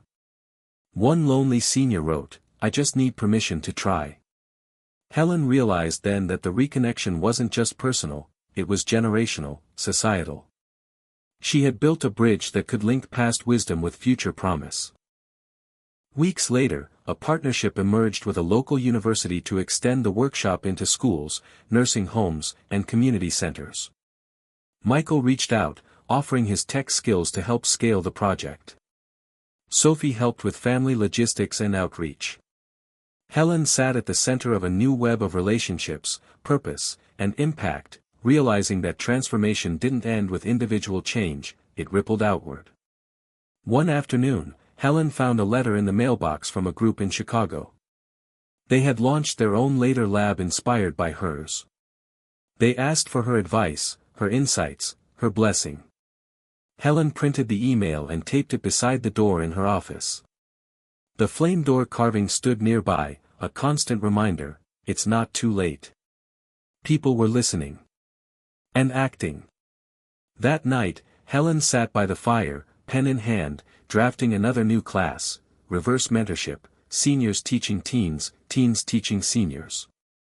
She envisioned more labs, more bridges, more creative chaos. Fear still visited sometimes, whispering doubt or worry, but Helen had learned to greet it with kindness, not obedience. She let it pass, then picked up her pen and wrote on. In the soft glow of lamplight, she thought of Michael, Sophie, Linda, her fellow lab members, the teens, the seniors she'd barely known weeks ago but who now filled her life with stories and hope. She wrote a short post on the lab wall, "Every lost son, every distant child, every quiet sorrow can find its echo again. We just need courage to begin." And she felt full, not with accolades but gratitude for the reconnection rippling through her life and community. Helen closed her notebook and looked at the wooden door carving resting on her desk. The tiny flame glowed in her mind. She whispered to it softly, "Thank you." And she thought of Elon Musk, miles away, unaware of how his words ignited a revolution in a small town. It didn't matter. The spark had spread. Reconnection had changed everything. And was still rewriting what aging could be, one brave story at a time. It started with a podcast. A niche program called Aging Forward, hosted by a young journalist who had stumbled across Helen's blog while researching late-life reinvention. She'd reached out with a humble request, a recorded conversation about Helen's journey and the later lab Helen almost declined. She wasn't used to microphones or sharing her story for an unseen audience. But Sophie nudged her gently. "Just tell the truth," she said. "You never know who needs to hear it." So Helen sat at the kitchen table one Thursday morning, speaking into a modest microphone, her voice steady and clear as she told the story of the night Elon Musk's quote had cracked open her quiet despair. She spoke about being 72 and feeling invisible. About loneliness, regret, and the surprising courage it took to build something from nothing. She talked about Michael's letter, about the intergenerational workshop, about the revolution quietly stirring in small towns across the country. When the interview ended, the host sat in stunned silence for a moment before whispering, "Helen, I think you just changed the way I see my grandmother." The episode aired on a Monday. By Wednesday, something unexpected happened. The podcast exploded. Shared, reposted, quoted. Not because Helen was a celebrity or offered a neat, inspirational package. But because her voice was raw. Unpolished. Human. Listeners wrote in droves. "I cried in the parking lot. I played this for my mom, and we started talking again. I've been afraid to start over, until today." Helen watched the numbers rise, comments pour in, interviews get requested. It was surreal. Her quiet story had gone loud. And the world was listening. News outlets followed. NPR called. Then a morning TV show. Then a short documentary crew from a major streaming platform. Helen remained grounded, refusing glamour or ego. She wore her same blue sweater to every interview, carried a photo of her father in her wallet, and always started the conversation by saying, "I thought I was done. Turns out, I was just waiting for permission." She made sure every story included the people in her town, the members of the later lab, the ones who showed up scared and left shining. It wasn't about her. It was about what was possible. The attention changed things, but not in the way people might expect. There was no flood of money or fame. But there was momentum. Offers to expand. Donations. Licensing requests. Cities wanting their own version of what Helen had built. She called Linda, her first mentor in the movement, and they mapped out a model, community-driven, elder-led, creative-focused. No bureaucracy. No pity. Just power. They called it the Later Lab Framework, and within a month, 5 other towns had launched pilot programs, each shaped by local culture, but rooted in the same defiant truth: aging is not a decline. It's a second ignition. Helen traveled for the first time in years, invited to speak at conferences, town halls, even a university. Sophie went with her, sometimes Michael too, though he preferred staying behind and working on tech support for the new labs. At one event in Denver, Helen stood before a crowd of hundreds. She took a deep breath and said, "When I was 70, I believed the best I could do was stay quiet and make space for younger people. Now, I believe the best thing I can do is build something that outlives me." The room erupted. People lined up to talk to her. Some were in tears. One man in a suit said, "You're doing what Silicon Valley never thought to do, harnessing wisdom instead of dismissing it." And then came the email. Short. Cryptic. From someone on the comms team at SpaceX. "Elon has read your story. He's moved. Would you be open to a short meeting?" Helen read it twice, stunned. Sophie thought it was fake. But it wasn't. 3 days later, Helen sat in a conference room on a private Zoom call, staring at the face of the man who, years earlier, had unknowingly helped yank her from the brink. Elon Musk, looking slightly rumpled and deeply curious, smiled and said, "You're the woman who turned aging into innovation. That's more disruptive than most tech startups I've seen." Helen laughed nervously but spoke plainly. "I didn't do it to disrupt. I did it because I was tired of watching people disappear before they were dead." Elon leaned forward. "That's the kind of thinking we need on Mars.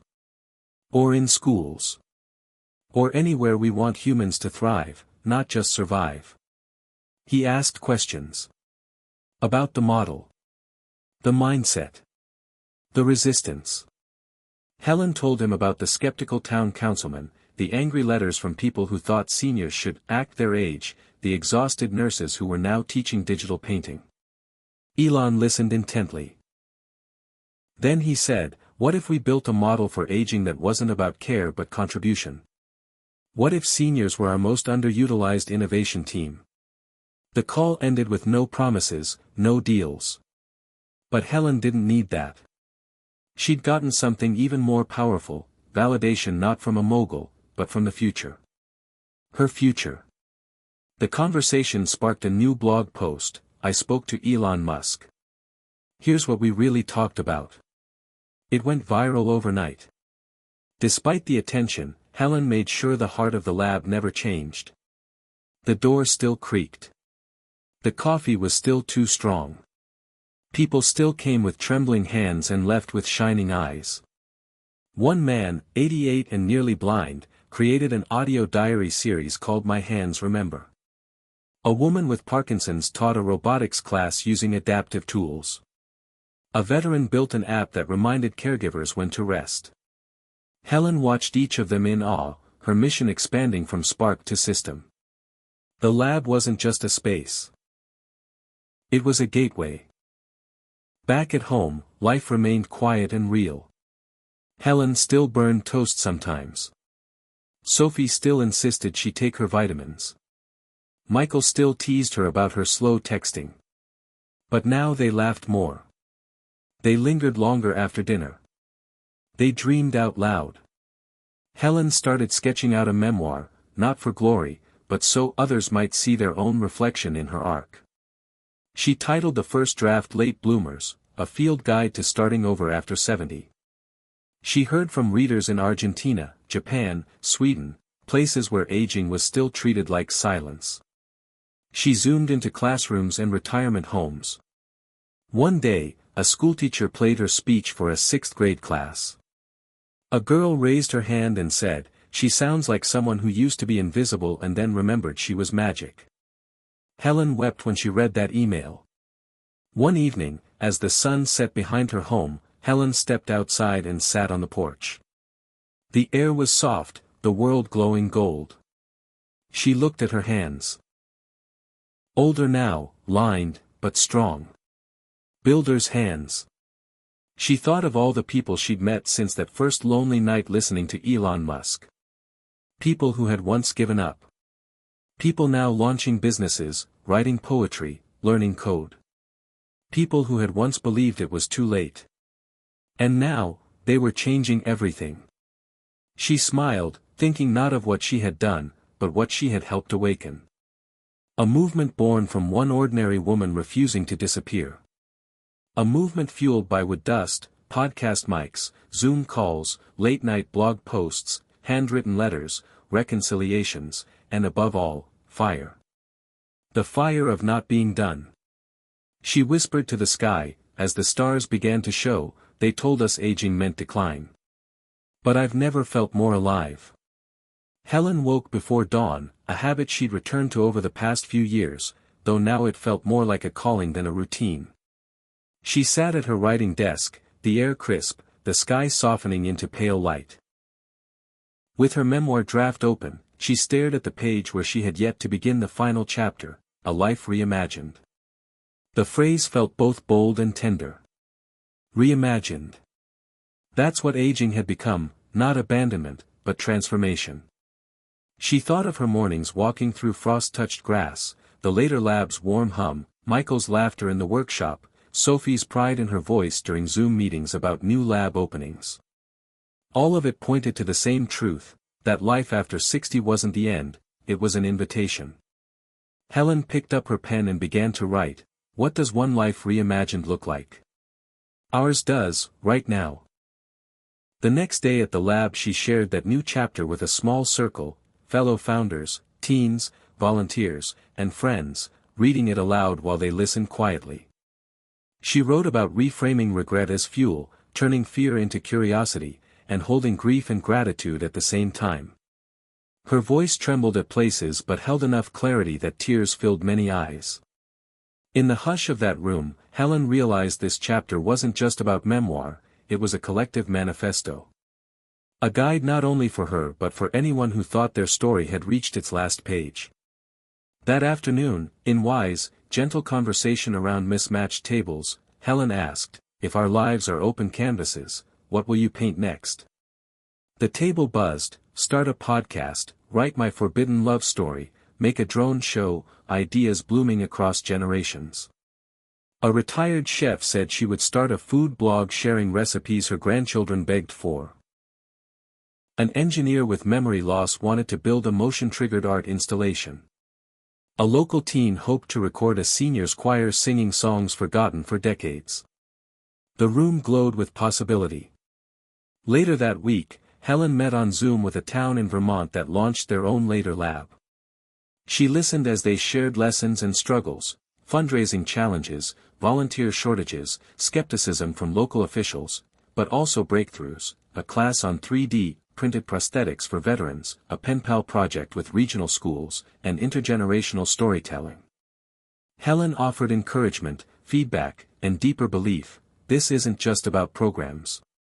It's about rewriting what community can be. Meanwhile, Sophie urged her mother to take a break, a real vacation. So Helen booked a simple retreat at a cabin by the lake. No lectures, no podcasts, no workshops, just stillness and reflection. But even there, the reimagining didn't pause. She walked along the shore, thought of her past selves, the lonely teacher, the hesitant writer, the rebuilding mother, and felt gratitude for every version that led her to now. She carved in her notebook, "Life reimagined is daily practice, seeing possibility in the ordinary." Back home, the Later Lab launched a new program, Hack the Past, pairing seniors who lived through historic moments, civil rights, moon landing, Vietnam, with young documentarians to co-create digital stories and podcasts. The result: oral history episodes full of raw power, wisdom, regret, and hope. Students in the city high school eagerly shared them, then asked for more sessions. Helen listened to those stories and felt the full circle of reconnection, society remembering, not erasing, the lives once silenced. Helen's memoir progressed alongside this work. Every chapter pulled her deeper into reflection, not nostalgia, but insight. She wrote, "Grief is not a destination. Regret is not your legacy. Resilience is." She spoke about aging not as a narrowing but as a refining, a time when clarity can shape purpose with intent rather than expectation. An email popped in: an arts collective in Sweden wanted to feature an exhibit of Later Labs around the world, photos, videos, quotes. "We call it Elder Innovation." Helen felt her chest lift. The spark she set in a small town in America had become part of a cultural reframing. People overseas were listening. They were building too. Her days settled into a beautiful rhythm, mornings walking and writing, afternoons hosting classes or mentoring new labs, evenings with Sophie and Michael revisiting old stories and dreaming forward. They talked often about legacy, not in the abstract but as actions. Teaching, mentoring, building with one's hands, using one's voice, holding space for others to rise. Letters still arrived, from mothers and fathers and grandchildren and grandparents, all recalling a phrase from Helen's speech: "It's not too late." One evening as Helen sat carving a new piece, a butterfly emerging from wood, Linda called. They talked into the night, planning a traveling tour of labs, podcasts, workshops, helping communities worldwide build their own centers. Helen realized aging could become a global cultural intervention, just one workshop at a time. Sitting in her workshop, she looked at the wooden carving of the door and flame still taped beside her desk, worn now with time and carvings. She ran her fingers over the words she etched: "It's not too late." She felt that phrase shift inside. It was no longer just a promise. It was a way of living, of seeing. At winter's first snowfall, she journaled, "I used to fear that aging meant freezing. Now I see winter as reflective, regenerative, necessary. The blank white can remind of possibility not yet colored."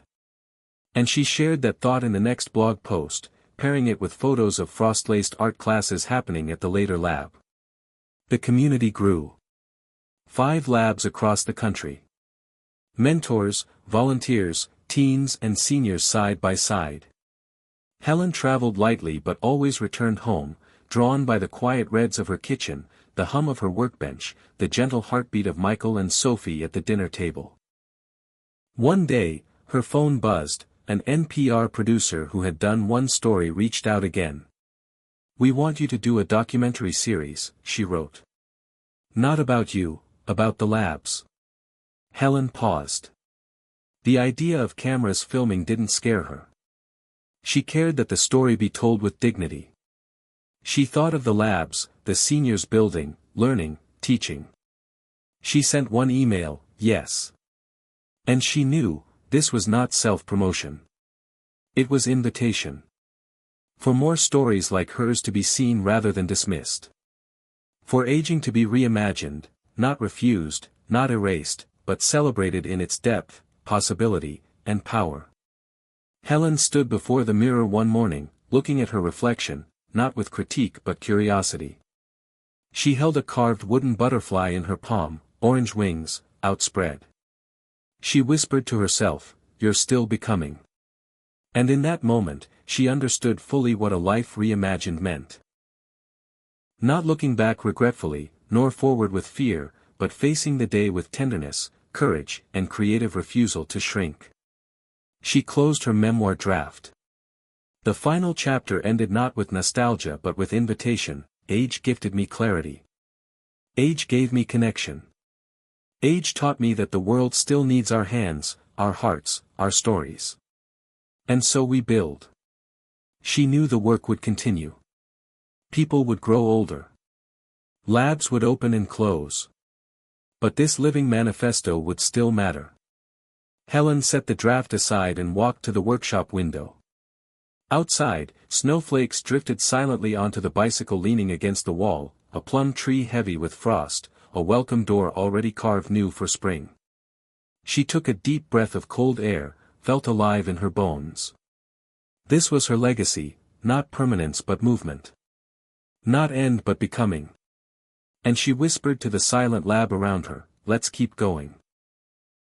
Helen awoke before sunrise once again, though this morning there was an electricity in the air, quiet but undeniable. She dressed quickly and stepped outside, breathing in the frost-tinged air of early spring. Today marked the launch of the first satellite lab tour, her traveling series that brought the later lab model to communities beyond her own. She loaded her suitcase, the carved wooden butterfly from her memoir draft tucked into her bag as a talisman. Helen didn't yet know what would unfold, only that leaving her hometown to bring the lab's energy elsewhere felt like the right boundary to cross, not in fear or performance, but in invitation. Her first stop, a rural town in Michigan, where a small group of seniors was eager but unsure. The local senior center had invited Helen to lead a 2-day workshop on reclaiming creativity, purpose, and connection. The room was modest, rectangular tables, fluorescent lights, folding chairs, but the people arrived with expectation and curiosity laced with hesitation. The energy was different, a quieter, more reserved fear that change wasn't for people like them. Helen looked out at them and simply said, "Age isn't your limit. Your imagination is." From that moment on, the barrier between us and him dissolved. Over 2 days, participants shared stories, created digital sketches of dreams unspoken, and even formed teams to build prototype-assisted devices using simple materials. The workshop ended with applause and tears, some for the hope sparked, some for grief finally acknowledged. Helen left Michigan with new friends and an ember of transformation stirring in their community. Next, she flew to Austin, Texas, this time joined by Michael and Sophie. There she partnered with a young founder who offered her space to host a workshop in a co-working hub. The fusion of seniors and startup culture felt electric. Helen challenged the crowd, "Let's design something the world told us we're too old for."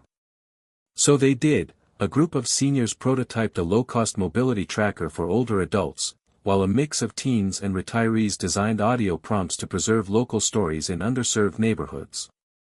The result wasn't polished, but it was original and meaningful. In the same building, young entrepreneurs passed by and asked questions, sparking conversations that dissolved assumptions. Helen realized innovation didn't need youth, it needed perspective and experience. The boundary she broke wasn't generational, it was cultural. In Chicago that summer, she visited an urban lab started by one of their earliest affiliates. The space was abandoned retail, now vibrant with mural art, tablet stations, and 3D printers humming.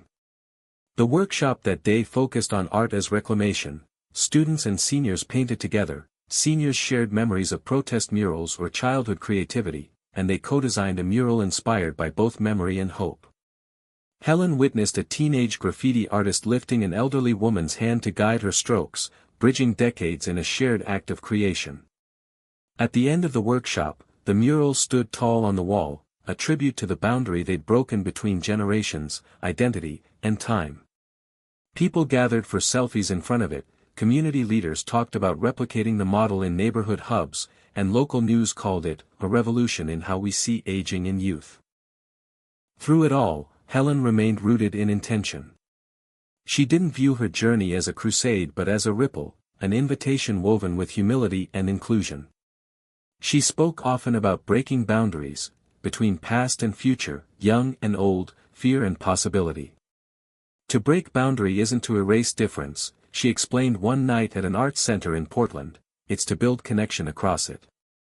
Between travels, she returned home to her lab, where programs had shifted to new classes like Coding Through Memory, Voice AI for Storytelling, and Elder Eco-Invention Labs.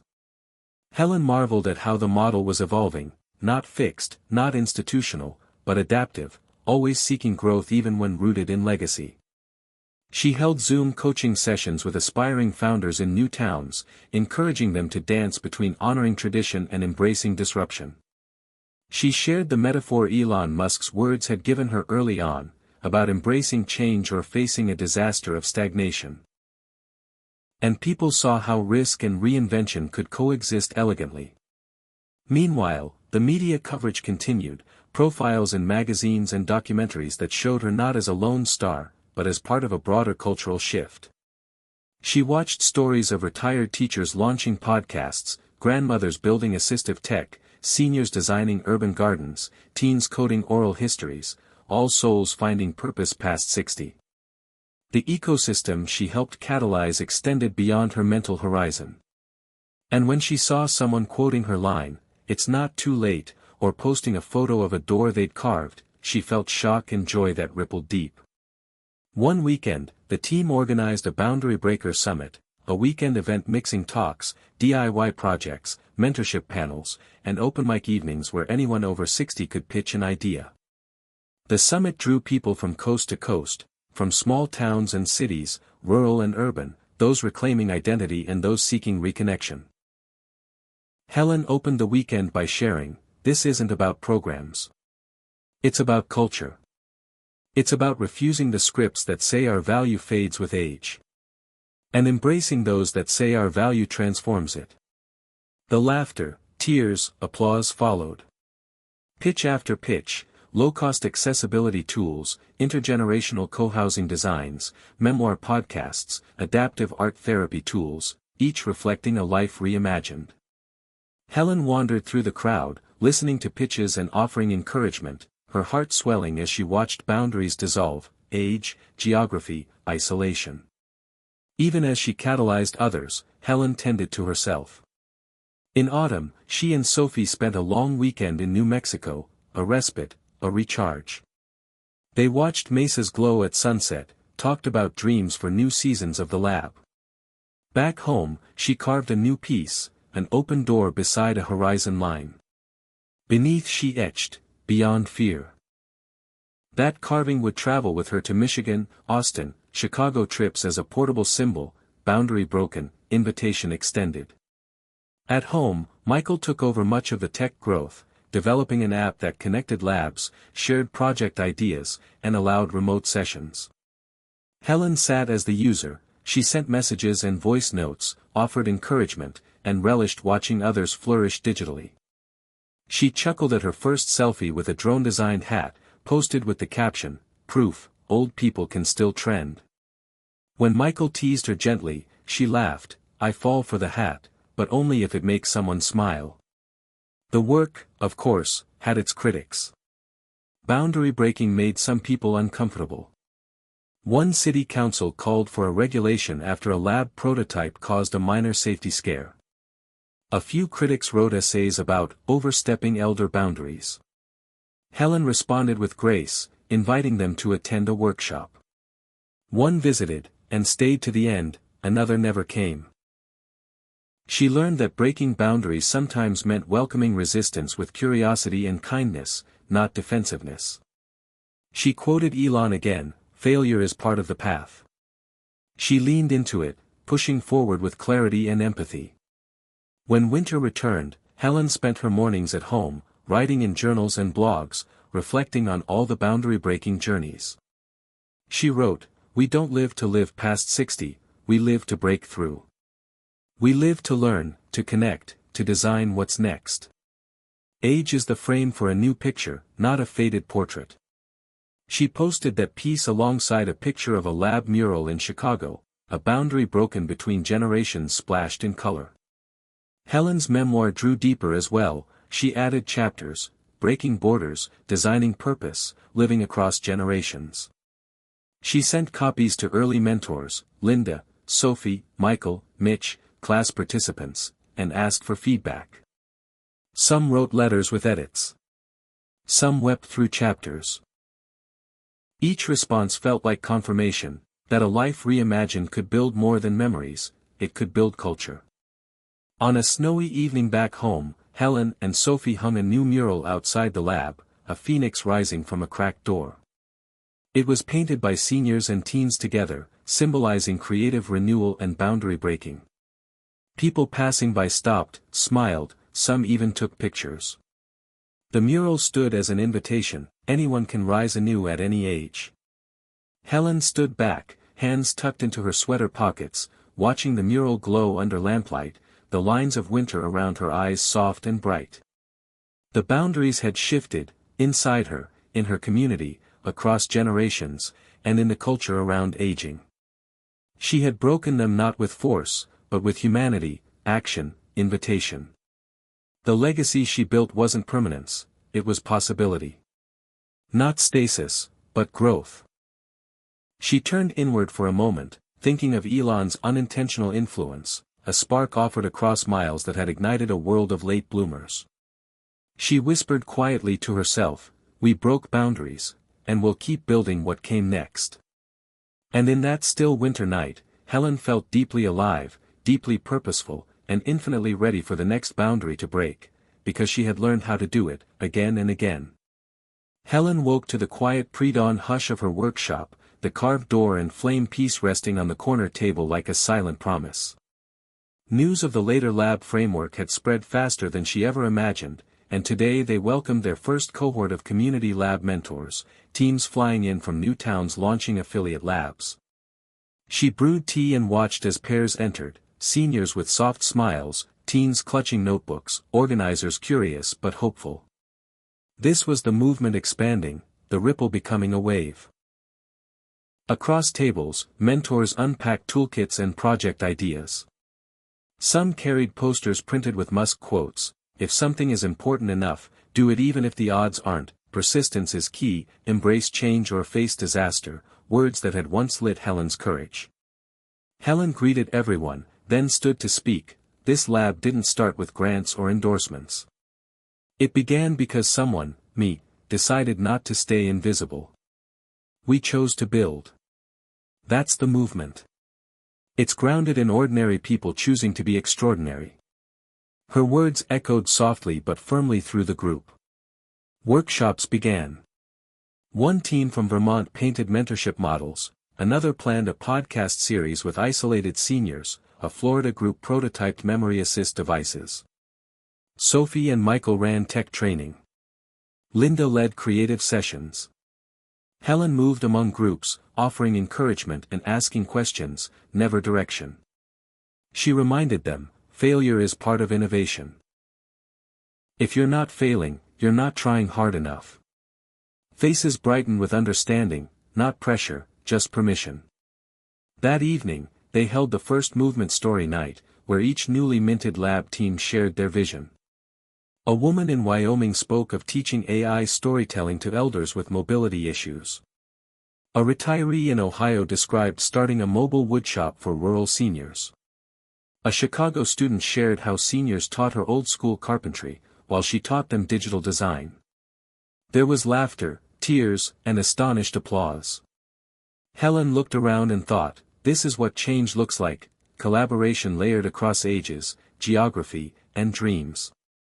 Between sessions, Helen reflected on Elon Musk's mindset, ordinary people choosing extraordinary, failure as fuel, embracing change over staying safe. She realized she had adopted these beliefs not as a billionaire entrepreneur might, but as a 72-year-old reshaping her own life, and now helping others reshape theirs. The movement was less about fame and more about proof, that aging equals creativity, contribution, reinvention. The following morning, a local news crew arrived to film. They asked Helen what it felt like to lead a national movement at her age. She paused, then smiled softly, I'm not leading, I'm inviting.